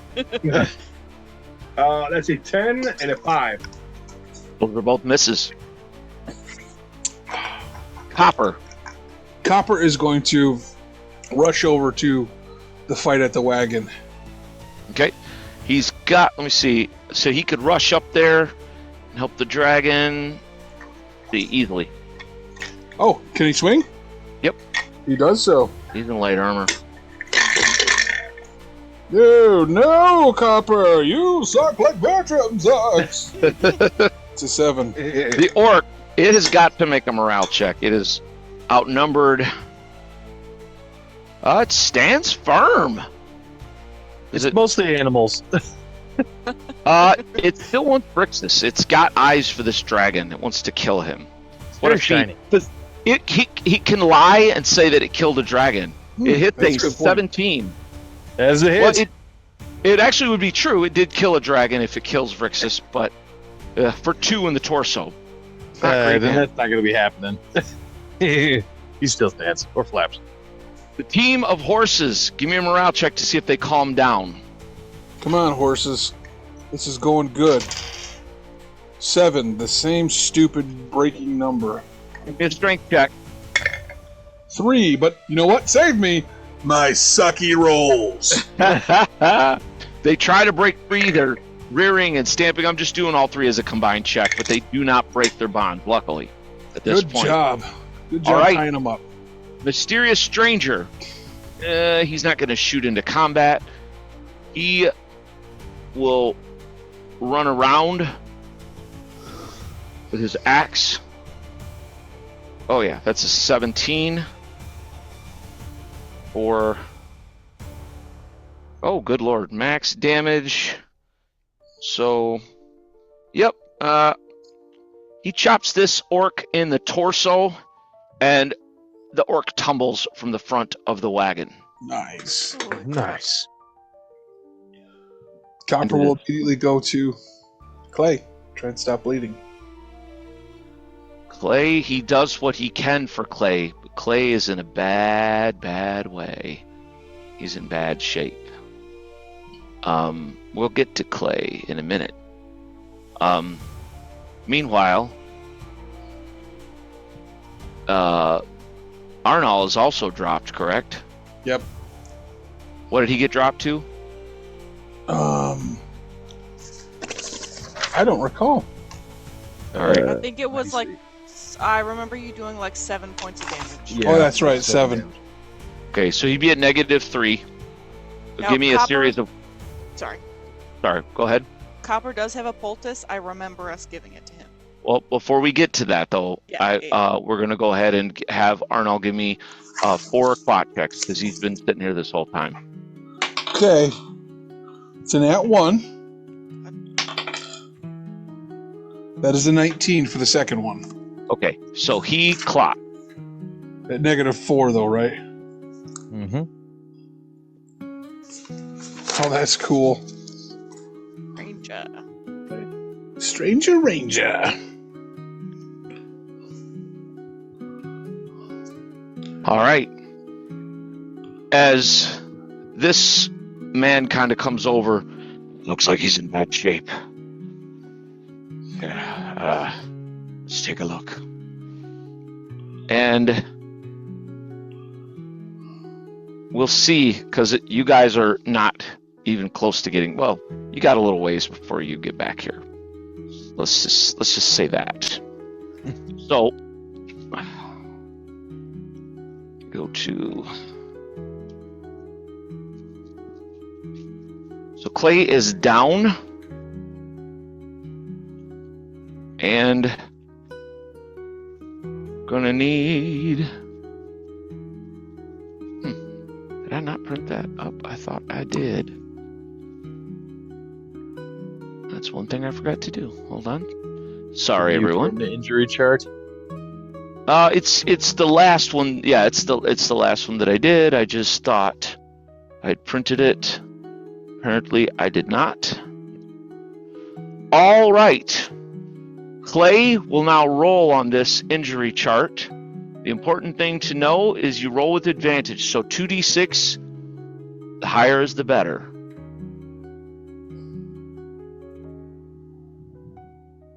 That's an 8. No. You take each number is separate. So what? One dice and then the other. One was a 6. One was a 2. All right. Laid low. While injured by some miracle or divine intervention, you are not horrifically injured. Whether your armor held despite all odds, or you turned at the last second, you are knocked unconscious but are stable. Healing will gradually bring you around to consciousness within 1d3 days, during which time you'll be in and out of it. But otherwise, you'll heal normally with only the barest scarring where you were struck. Whoa. That was so the lad lucky. He has a scar on his left leg. Essentially, in his thigh was gashed deeply open by this great axe. So this is his second war wound. Wow. So right somewhere on there, Venric, that he has a big scar on his left leg. But he is unconscious for 1d3 days. I'll let you roll that, Venric. That would be 3 days. Okay. Oh, he is out of it.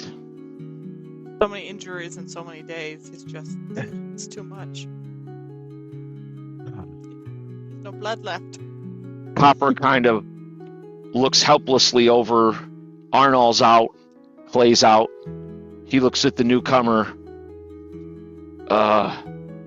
Name's Copper, stranger. Thank you. And we fade into darkness for a moment. You guys need to take 5? Yes. Let's take 5.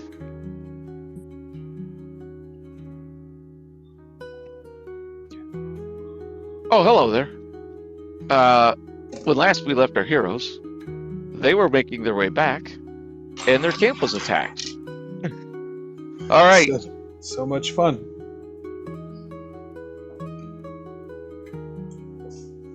Let's see, just making some notes. I guess I should have told you that before I said, yeah, I'm ready. All right. As you guys make your way back to the camp, which is the 15th, which is a Monday. The weather is, let's see, what is the weather? It's raining again. Come through the forest. This You make your way. October. You can see it's getting late in the day, but you do see a fire ahead. And you come into camp, and you don't see your squire. You don't see Arnall. You see Copper sitting across the fire, talking quietly to a large bearded man in a tricorn hat, the long coat. And at first, what you think are 2 dogs lying near his feet near the fire kind of look up as you kind of make your way into the camp, and you see they're wolves. Copper stands to his feet somewhat nervously. You're back. Thank the gods. What happened? Where's Clay? Back. He's over here, sir. He was badly injured. He charged the orcs. I can't believe the bravery on that lad, but well, he's badly injured. I don't know how that great axe didn't shear his leg clean off, but he's alive, sir. All thanks to this man. And you see this, he kind of stands and turns and looks at you all, kind of gives a slight nod. And he's tall. He looks like he's probably 6'4", 6'5". He's not massively burly like Bertram, but he's broad-shouldered, somewhat lean, and he just, his beard is thick and long, and he smiles.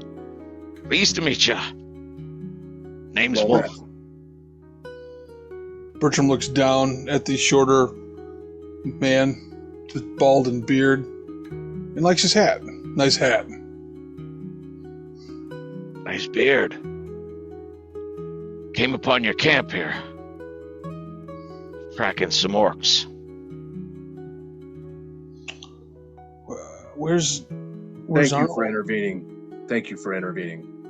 And at that, Venric will nod, give him thanks, and he's going to go see to Clay. Copper answers Bertram as Venric just stalks off. He's over. I went ahead and put them both in the knight's tent. It was the bigger tent. I hope that was all right. Rix is kind of he kind of comes out of the tent. Well, I must say, it's about time. There's orcs everywhere, Celovus. I hear that, Rixus. Seems the lad and the older one got injured. How many of them were there? I believe there were 7. The boy's got his head full of hero worship for that night, and it's going to get him killed, if you don't mind me saying so. And if you do mind me saying so, I will still say it. You have this priest injuring himself, you have a knight filling children's tales. In some places they lock you up for that. Celovus, I mean, really, what sort of people have we taken up with here? I mean, she seems all right. But it simply won't do, lad. I look, Rixus, I understand. You also have to understand that you dragons have a very high standard for which these people did not sign on, unfortunately. Yes, I suppose that's true. You know, when I accepted you as my familiar, I just expected better decisions out of you. I want you to think about that. I'm always disappointing. And he just kind of crawls back in the tent, shaking his head. The boy will live, though. I'm sure of it, he says, and then crawls in the tent. Venric, as you get over to the tent, you kind of jerk the tent open. You can see Arnal and is lying there. He looks unconscious. He looks like he took a spear to his side, but it looked like it was more of a graze where he's lost a lot of blood, but he's kind of breathing regularly and normally. But you look and you can see that Clay's leg is bandaged and it's blood stained where the blood has seeped through. It's a very deep cut in his thigh. He's very, very pale. And Copper's kind of standing there. He's like, he's been in and out of consciousness. He's called out for you, sir. Look, if it weren't for that stranger wolf, I don't know. Well, the dragon, to be fair, he might have killed more than anyone. But, well, Wolf and his pet wolves, Fang and Storm, thank the gods they showed up when they did. I see. Well, Copper, thank you for fighting alongside the lad. I'm afraid I wasn't all that effective. I'm still battling. Well, you're welcome, sir. It's not about me. Yes, thank you. Venric will kind of just reach down and wipe the brow of the young lad. He'll just feel his head. Okay. By the gods, boy, I have to be more careful with you. He's very pale. He's, just his forehead is cool to the touch, so there's no fever or anything. It's when you look at the wound, you look at the bandaged wound, you realize it's dumb luck, probably coupled with the vigor of youth, that didn't hit an artery and do him in. But you realize it may be some time, but he'll pull through. Bertram will make his way into the tent and see if he can see what state they're in, what he can do. All right. Bertram, as he walks in, give me a heal check on each of them in turn. Okay, this is for Clay. 12. All right. 15 for Arnold. Okay. As he looks at Clay, you realize he's just going to need time to heal. This is a pretty serious wound. He very easily could have. It's luck or the gods loving this boy that he is not dead. But you realize he will live. He's probably just lost a lot of blood, and he's in and out of consciousness. And even as you're checking on him, and Venric kind of puts his hand on him, he's like, I dropped my spear. he passes back out. And Copper's like, I collected the boy's spirits. It's right outside with his things. And as you go to Arnall, you realize Arnall's just, he's injured, but he's all right. Probably with some healing, he would be back on his feet. Okay. I let Vinrig know. We can move him, Clay. We can move him into the wagon in a more comfortable bed. He needs some time to heal, but we'll make him as comfortable as we can. Benrick will reach out and pat Brother Bertram on the shoulder. My thanks, Brother Bertram. You're welcome. Sylvis will kind of look to this wolf that's sitting there after kind of Rix has gone back in his tent. It was quite lucky that you stumbled across the camp as you did. Might I ask your name, sir? Wolf Bjornsson. Most folks just call me Wolf. This is Fang. He points to the one that's slightly larger wolf, and this is Storm. They are wolves, but they're my friends. Harmless, well, unless I wish them to do harm to anyone. But as I say. Very good. And that was Rix's, by the way, and I kind of point back to the tent. We've been acquainted. His acquaintance. The hell of a thing having a dragon in your camp. You won't see it every day, that's for sure. Well, he doesn't seem to be fond of, me, my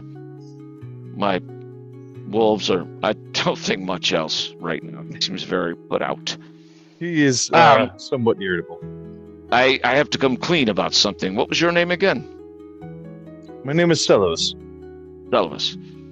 Celos. Yes. I'm going to give him a check. Real quick. Ooh, okay, that was a nat 20. Not Celos the Seeker. You know our Celos? Of the Golden Path, indeed. Was it you that exposed that cult down in Southcote? Well, I had some help, but I was involved. I owe you an ale, lad. That was well done. Well done. I simply do what I can in the lands, as we just left Fartham not too long ago, with all the nightmares that are going on down there at the moment. He leans forward when you say Fartham. As I said, I need to come clean about something. Oh, by the way, since Aelwyn said you know our Celos, is she nearby? Yeah, she's kind of, she got off and she's talking as well. Okay. You guys can see Wolf is like sitting at your campfire. Do you guys take a seat or just standing there? Or yeah I'll sit around. Actually, sit on Aelwyn, she unabashedly gets down on all fours and she's like talking to the wolves, like if they're not being aggressive or anything. Nope, they're not aggressive at all. They kind of, and you get the sense, Aelwyn, the bond that he has with them is very similar to you and Ruathane. It's not like he hasn't broken their spirit and made them do anything. It's a much more pure bond than that. They don't like have any like hesitation or fear with him. And as soon as they smell you, they're fine. They're not like dogs. That's the thing. They don't like lick your hand or fawn all over you, but they do sniff you and, kind of cock their head and allow you to touch them, pet them if you wish, as long as you're respectful. Yeah, she does. Yeah. And again, you get the sense these are very independent, still very wild animals. They're beautiful. I, our mated pair, saved them. Ignorant hunters, fools, killing wolves to be killing them. They mate for life. So, anyhow, I didn't allow that to happen. They've been with me ever since. A couple years now, I guess. But as I was telling, Celos the Seeker. Fine company this night, I must say. Well, anyway, it's not merely coincidence that led me here. I'm tracking an orc, you see, and I came across a spore of these orcs. It is somewhat luck that I came on them as they came upon the camp. I thought maybe this was their camp, and I was tracking them to get to see. Unfortunately, I heard the cries of battle, and we came as quickly as we could.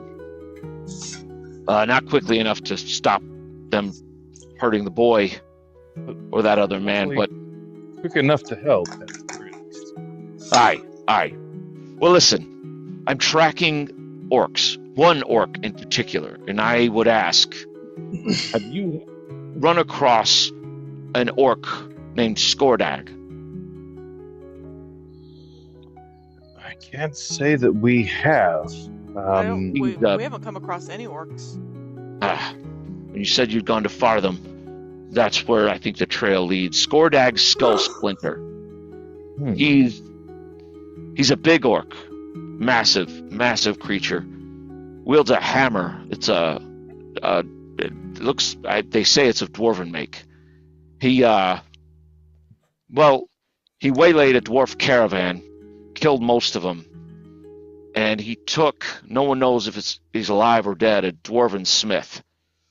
So the dwarves are paying a bounty, and that, my friends, is where I come in. I'm a bounty hunter. You see. Well, we can tell you what we have seen thus far in Fartham, as far as farthest we've got in there. We have dealt with a portion of the cultists of the Twisted Tree, which is, I believe, a faction that is working within. Now, I will tell you this, Wolf. It does seem as though these monstrous creatures are also working with a human cult in Fartham. And a minotaur. Minotaur? Apparently, Gruntalk is the name. Didn't beastmen attack the temple? They did. We just got done slaying a group of them back at their campsite, hoping to find the ones that attacked. That's what the rather large bald priest. That is his goal. Old Gedwin must be slipping to let beastmen get in the temple, don't you think? Sounds like it was an invasion. From large force. What? And the unfortunate truth is that the temple right now they're short-staffed. They're undermanned. They have very few fighting men. There's other things going on as well. The human cult, Celavis mentioned, there's some dark priestess with uncanny knowledge afoot in this region. We haven't seen her yet, but we've heard of her. Right. We mostly saw some. We saw some undead. As I say, we saw some cultists. A very strange creature. Keep an eye out, skulking amongst the trees around Fartham, almost like a spiked simian type. I don't really know. It was very, very odd. Massive claws and feet, and nearly tore Brother Bertram right out of his armor. But no orcs as of yet, anyways. Well enough then. But we do know, I will give you this one further piece of information. We do know that there is something going on with the temple within Fartham. There seems to be some sort of central position where many of the monsters and apparently this priestess go. They're stealing things. If they want this dwarven smith, maybe there's a reason. Maybe they would take him there as well. Maybe. Oh, Celavis. What if they want the smith to free it? Open it. Mm-hmm. Something was stolen from the temple. But we know not what. A reliquary, we believe, of some sort. Maybe you guys as during this conversation, Bertram and Venric would have come out of the tent by now and could take part should they wish it. Yeah, Bertram would. Yeah, after Venric makes sure that Haste is tied back and he's okay, he would join the group. You guys come over to the campfire. We see the tall man named Wolf talking to your two comrades. I'll sit down. Thanks again. You're welcome. Yes, Wolf, thank you. You came in right in the nick of time, I'm sure. My squire could have been killed. He almost was. Thank you. You're welcome, but I wasn't quick enough to stop that, unfortunately. I was telling your comrades here, I'm hunting an orc named Spordag. Kind of looks deep in thought, and he lights a pipe. Kind of tamps it, lights it, and starts puffing on it. I'm going to have to check them out for myself. Might I ask where you're headed after this? I believe at the moment we are headed back to the temple to reprovision. We've been out here for a while. Listen, Wolf, we plan to come back. You seem very formidable, but why not join forces? Mayhap we could, but it's good you're going back to the temple. You'll run into the rest of the pack there, I think. That's what my little band is called. More of you? The wolf pack. The wolves. More wolves or and you're wolf. I like it. It's true. No more wolves. Fang and Storm are the only ones. The other wolves are the rest of the pack. There's Snick, the thief. He won't be at the temple. He's running another errand. Then there's Rend. He's what you might call my strong right hand. He's a dwarf. He's a fighter. He will be there with Zephyr, my woman. They should be buying supplies there. Needed a few things. I am scouting. Looks like I'm not done yet.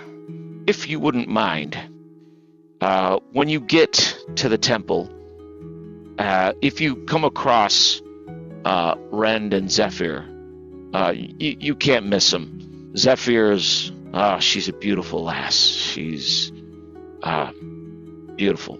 Long black hair, black as midnight. Pale skin, pale ivory, like the moon. Beautiful form and figure. And Rend, well, you can't miss him either. He's as wide as he is tall.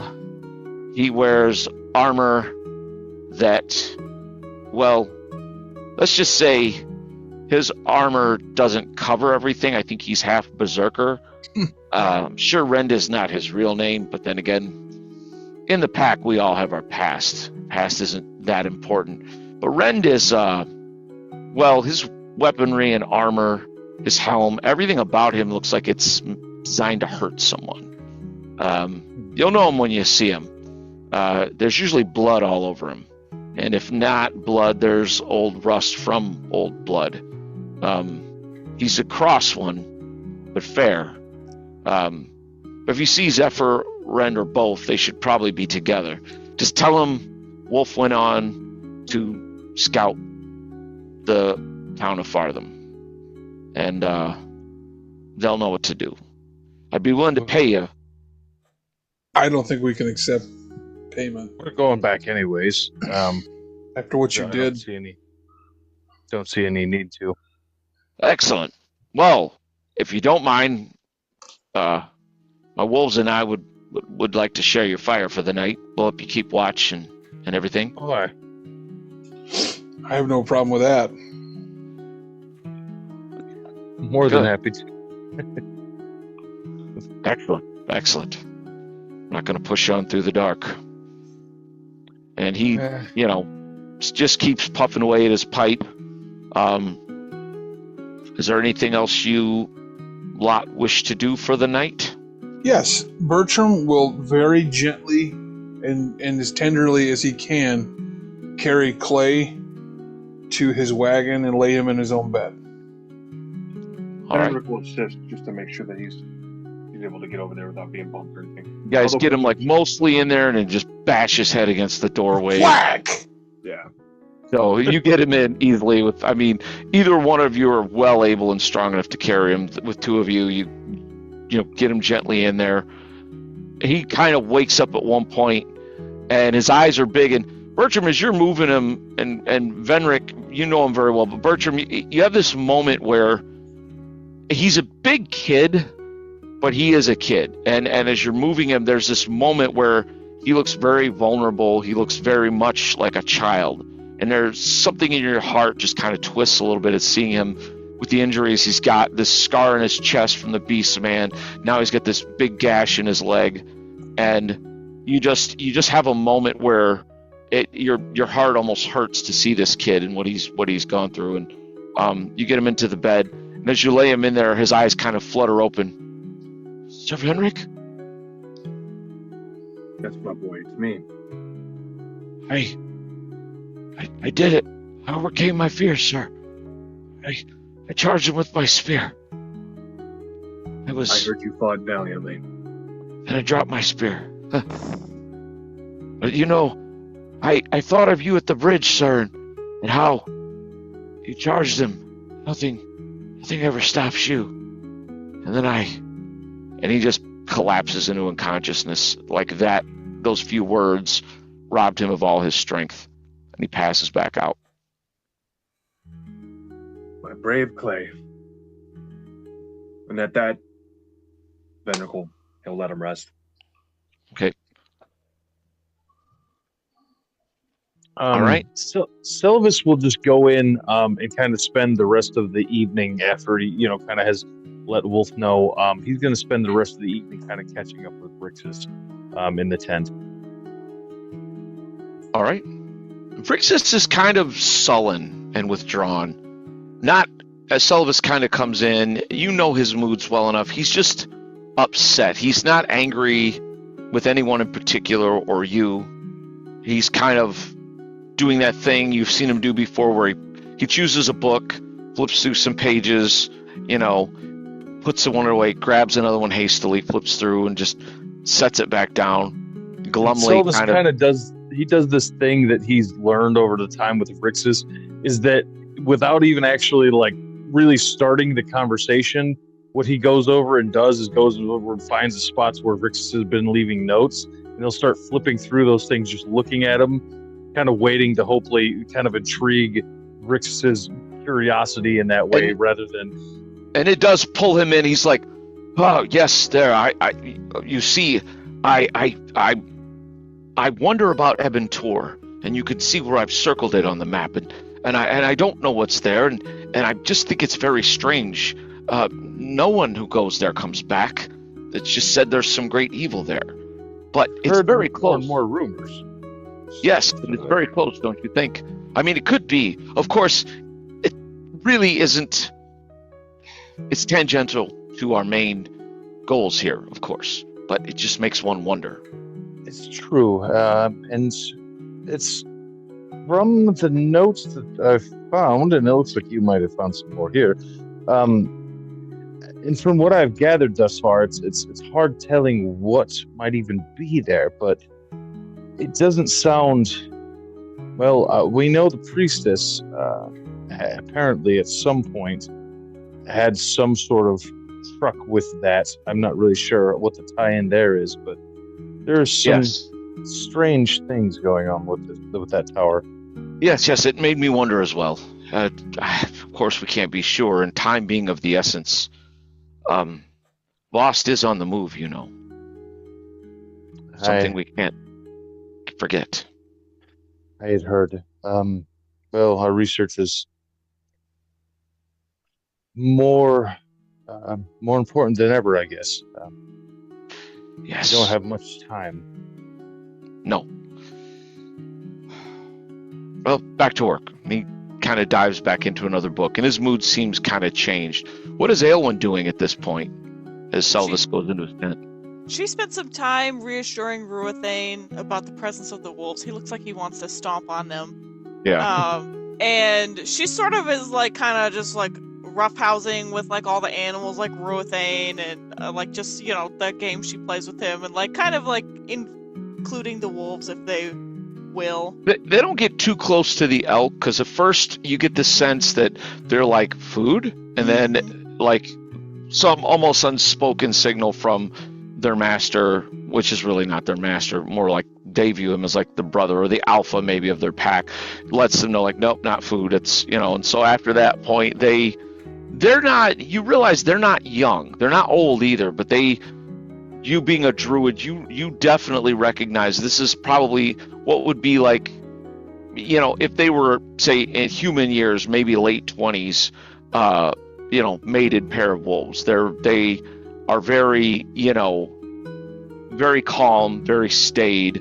They don't whine or bark or anything like that. They don't even howl the whole time you're there, but they their gaze is unsettling to one that doesn't know the ways of wolves, which you do. Wolf kind of himself looks at you, and he kind of chuckles. He says, she had a litter, Storm did. I wondered if there were any pups about. There were. And those bastards killed them all. And it was pointless, They weren't hunting. They didn't kill anyone. They didn't kill any livestock. It wasn't anything like that. It was a bunch of fools. Most humans are afraid of wolves. They are. And wolves have a bad reputation, and of course, they can kill. But Everything no more must. so than the rest of us. We can all kill, can't we? Everything Alan? has to fight and die. Give me a perception check. Okay. I got a 12. Okay. You notice there's just like he seems friendly enough, but when he's talking about this, there's just this like deep, like anger in him about this incident. Not like these cubs were his own children, but maybe not far off. Like he viewed it as someone killed some of his family. And maybe of the entire group, you understand it better than most. Oh yes, Ruthane has a doe and a child. I would kill the man who attacked them. Indeed. Well, they're well enough now. She's never had another litter since then, but I hope that they will at one point. I imagine on that day they'll disappear, as wolves do. They kind of look up at him, and you get this really vibe between them all. They're very intelligent. They know that he's talking about them, and Storm kind of comes over and she lays her head, big shaggy head, on his knee, as Fang kind of lays at his feet, and he just kind of pets him. Oh, that's a good girl. Hi. Give me another perception check, Ruthane. 21. You hear him mutter very softly, so much that you barely hear it. But he's like, the wolf that walks, wolf that walks, they say. Have I heard of that? Is that familiar to me at all? Give me a knowledge history check. Let's see, something I'm proficient in. Nope. Okay. Oh, let's see. 16. You remember a sliver of some ancient, whether it's a rhyme or a prophecy or just a story, something about the wolf who walks, which is very strange because you don't really remember much more of it beyond then, because all wolves walk. So you're not really, it's just a vague, almost like, is it a nursery rhyme? You just kind of fragments in your head. She doesn't say anything. Just mulling it over. What is Bertram doing? After Clay's been, made comfortable, he's going to go over to Arnold and use his poultice on him to try and heal him. Okay. So, 3 hit points. Okay. He's still unconscious. Yep, he's still unconscious. Okay. Poultice, he's -1. Yep, the poultice brings him his breathing's much more regular. You realize probably a night or two of sleep, maybe with some more healing, depending on what you do, he'll be right as rain. Okay. And then he'll take the rest of the evening, go into the wagon, and he will begin to pray and seek the Argent Lord that he would bring Clay out healthily in this condition. All right. Venric, what are you doing during all this? Venric would go out, check on Haste again, ease him, pat him a little bit, check on him, make sure he's doing all right. Make sure that he's good and secure. And then after that, he would check on Clay one more time. Okay. As you pet Haste, he's like rigid with just like Haste is definitely bonded to the squire, and he's clearly upset, out of sorts. But he's calm, he's disciplined, and you notice he keeps glancing over at the fire where the wolves are sitting and stuff. Like he's not an intelligent creature. He's fairly intelligent as horses go, but he just does not really seem to like the wolves that are here. And but other than that, he seems fine. After tending to the horse and feeding him and talking to him, you make your way back. You see Copper kind of has taken up to Arnold's other duties, and he's fed the other horses and taken care of them. And as you're kind of going by toward the wagon, he says, "They almost broke free, but luckily, I think Arnold had them tied down well, and they didn't. The orcs never attacked them, although gods only know what would have happened had they got to him." Right. Arnold has proven to be a good hand around the camp. I'm sure he'll pull through. I hope so. I hope the boy's all right. He will. Brother Bertram said that he'll live and just take some time for him to recover. Yes, good. That's very good. You make your way to the wagon. As you kind of approach, you can hear the murmurs of Bertram's prayers out, from outside the wagon. I wouldn't interrupt them. Okay. You wait a little while, and eventually the prayers kind of stop and cease, and you can hear the creak of the wagon. Again, Bertram's just what is Bertram, like 6'6" or something like that? Yeah, 6'6", 290 pounds. Yeah, I mean, as big as solidly built as this wagon is, I mean, Bertram is like a linebacker. He just, he moves, the wagon creaks, and you realize he's gotten up from where he was kneeling at prayer and is moving around in the wagon. Venric will just lightly knock on the door. Bertram opens it. Brother Bertram, how's the boy? He's resting as peaceful as he can. He's very strong. Come in. I have a couple of stools. We could have a seat. Thank you. And Venric he'll walk into the wagon. Yes, he's a brave young lad. I just thank the gods that he's all right and that he'll pull through. He has a long way to go, but I know that he'll make a great knight one day. Oh, I have no doubt of that, especially with your tutelage. I did have something I was thinking about to talk to you about. This can't happen again, where they get attacked and we're not there, and it was Clay, and thank God Copper was there, and thank God this wolf came with his wolves. But what do you think about the idea of hiring some guards for camp? I think that that's a good idea. I had thought to myself to not leave Clay back at camp alone anymore. Not that he was alone, and you can't help the random encounters of a tribe of orcs, but... Well, it's dangerous country is all I'm thinking. We've got horses and various other things at camp. We might be best served if we took on some spearmen, men-at-arms, just not to go with us per se, but just to keep our people safe while we're not there. Stay back and watch the camp while we're away.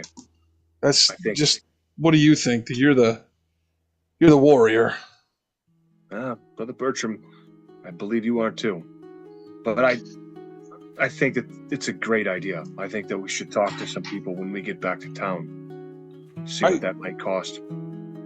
One more thing to ask you, Sir Venric.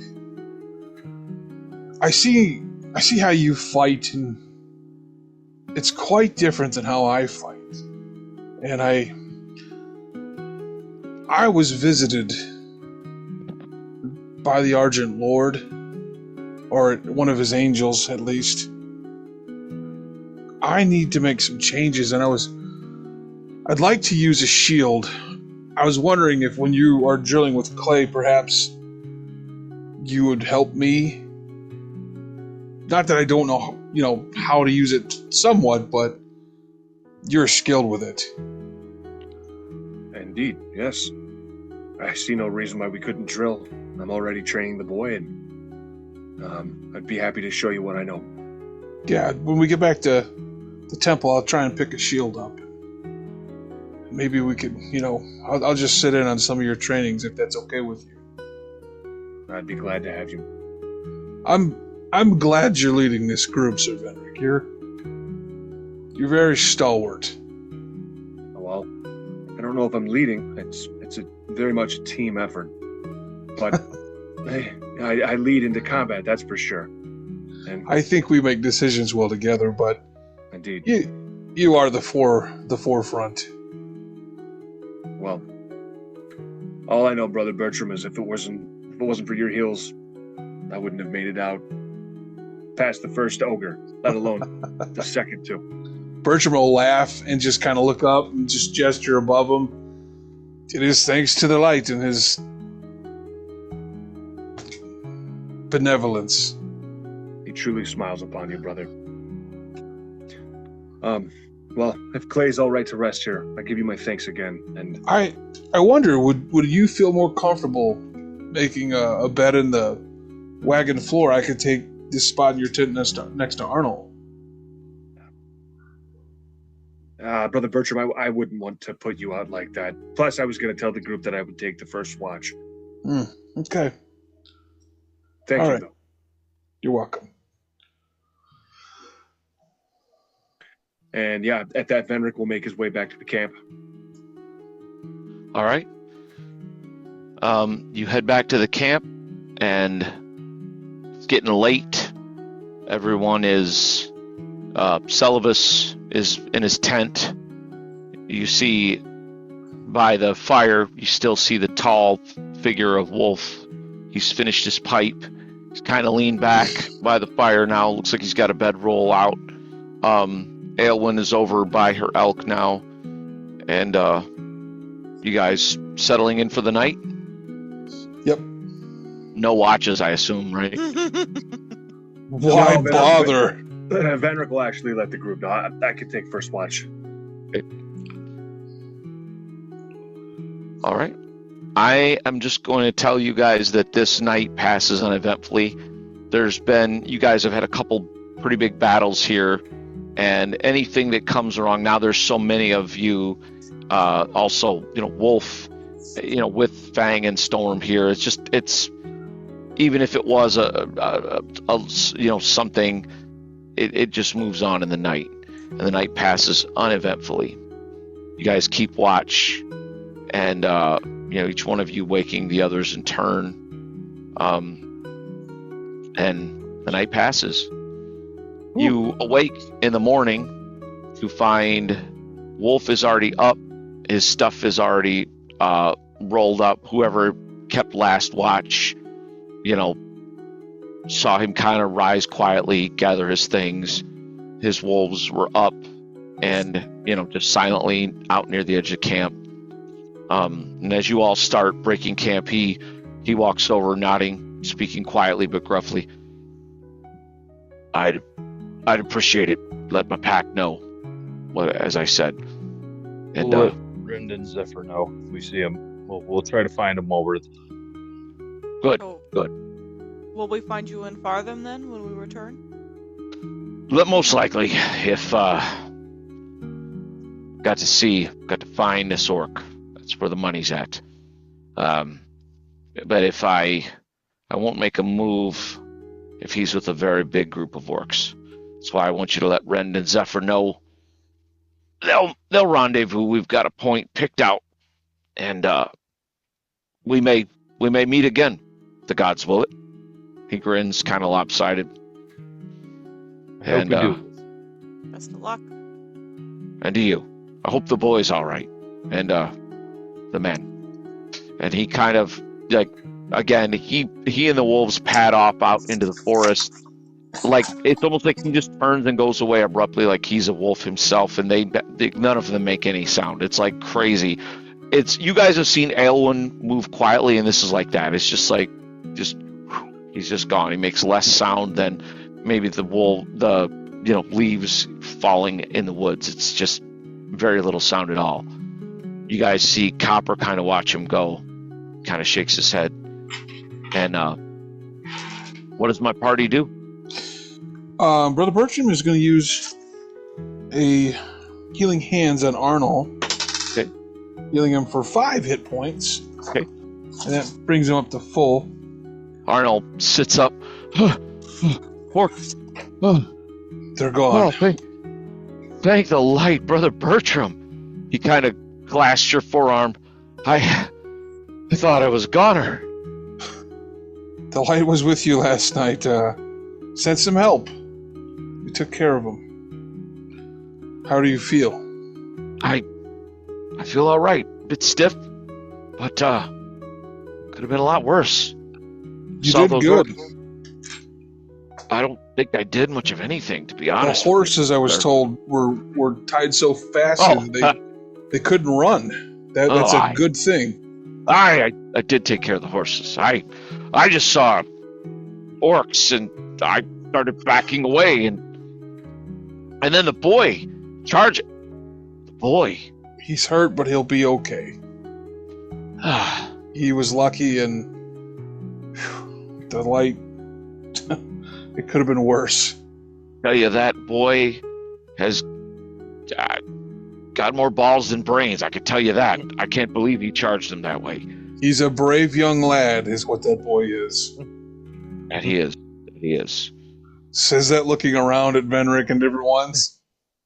He's like, they will kill you, Arnold. Shut up. The dragon is at his head. With that, is anybody else wounded and need healing? Because I do have some healing. How many HP did we get back from the rest last time? 1 hit point. I'm good. Nope, I am good. Okay, what about you, Sir Venric? Actually, the only Vrixus is down a little bit, but he is as well. You got hit like 4 times. Yeah, I can heal. Yeah, whack. Heal Vrixus. I will approach Vrixus and ask if he'll let me heal him. Yes, thank you. Okay, so here's a healing hands for, hey, god dang, I can roll now. 5 hit points. You just need a dragon magic. That's all. That's what it is. And Sir Venric, how about you? How are you doing? I'm 8 of 11. You should probably save the spells in case we encounter anything on the way back to town. Good point. All right. I guess we'll break camp. All right. The group breaks camp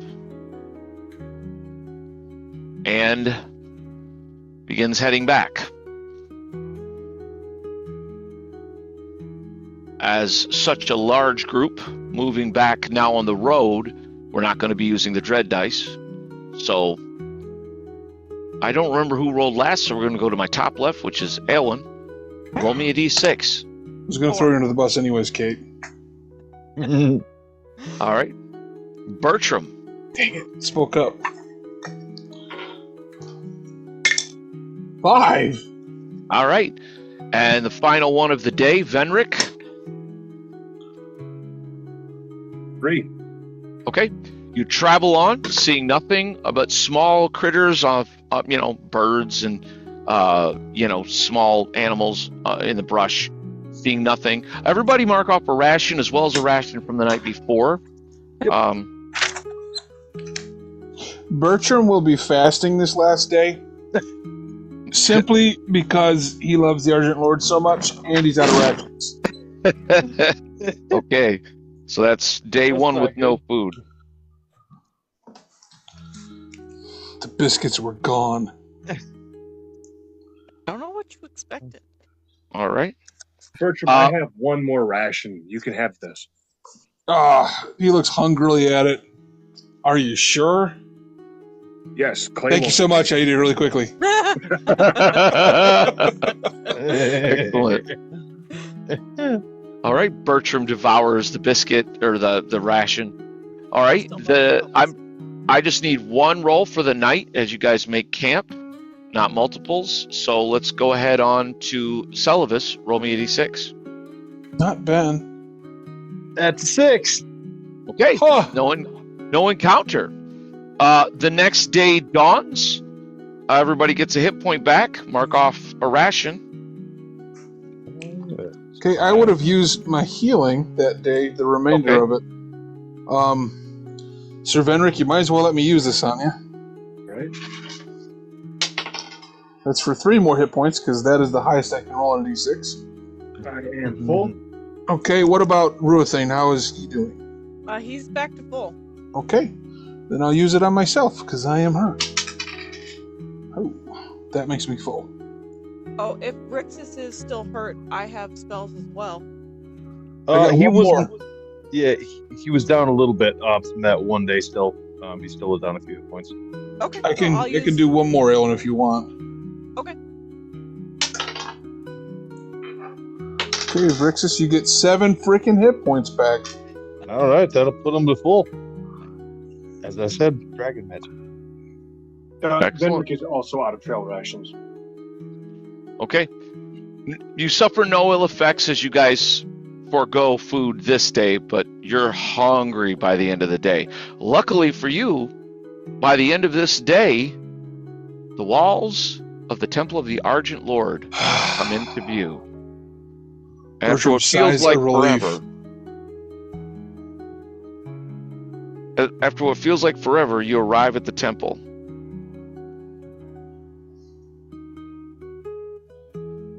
At this point, is where we're going to call it, as you guys reach the dizzying heights after 8 episodes of second level. Yeah. Give All right. me my hit points, please give me them now. Good session, everybody. Yeah. Good Very stuff. good.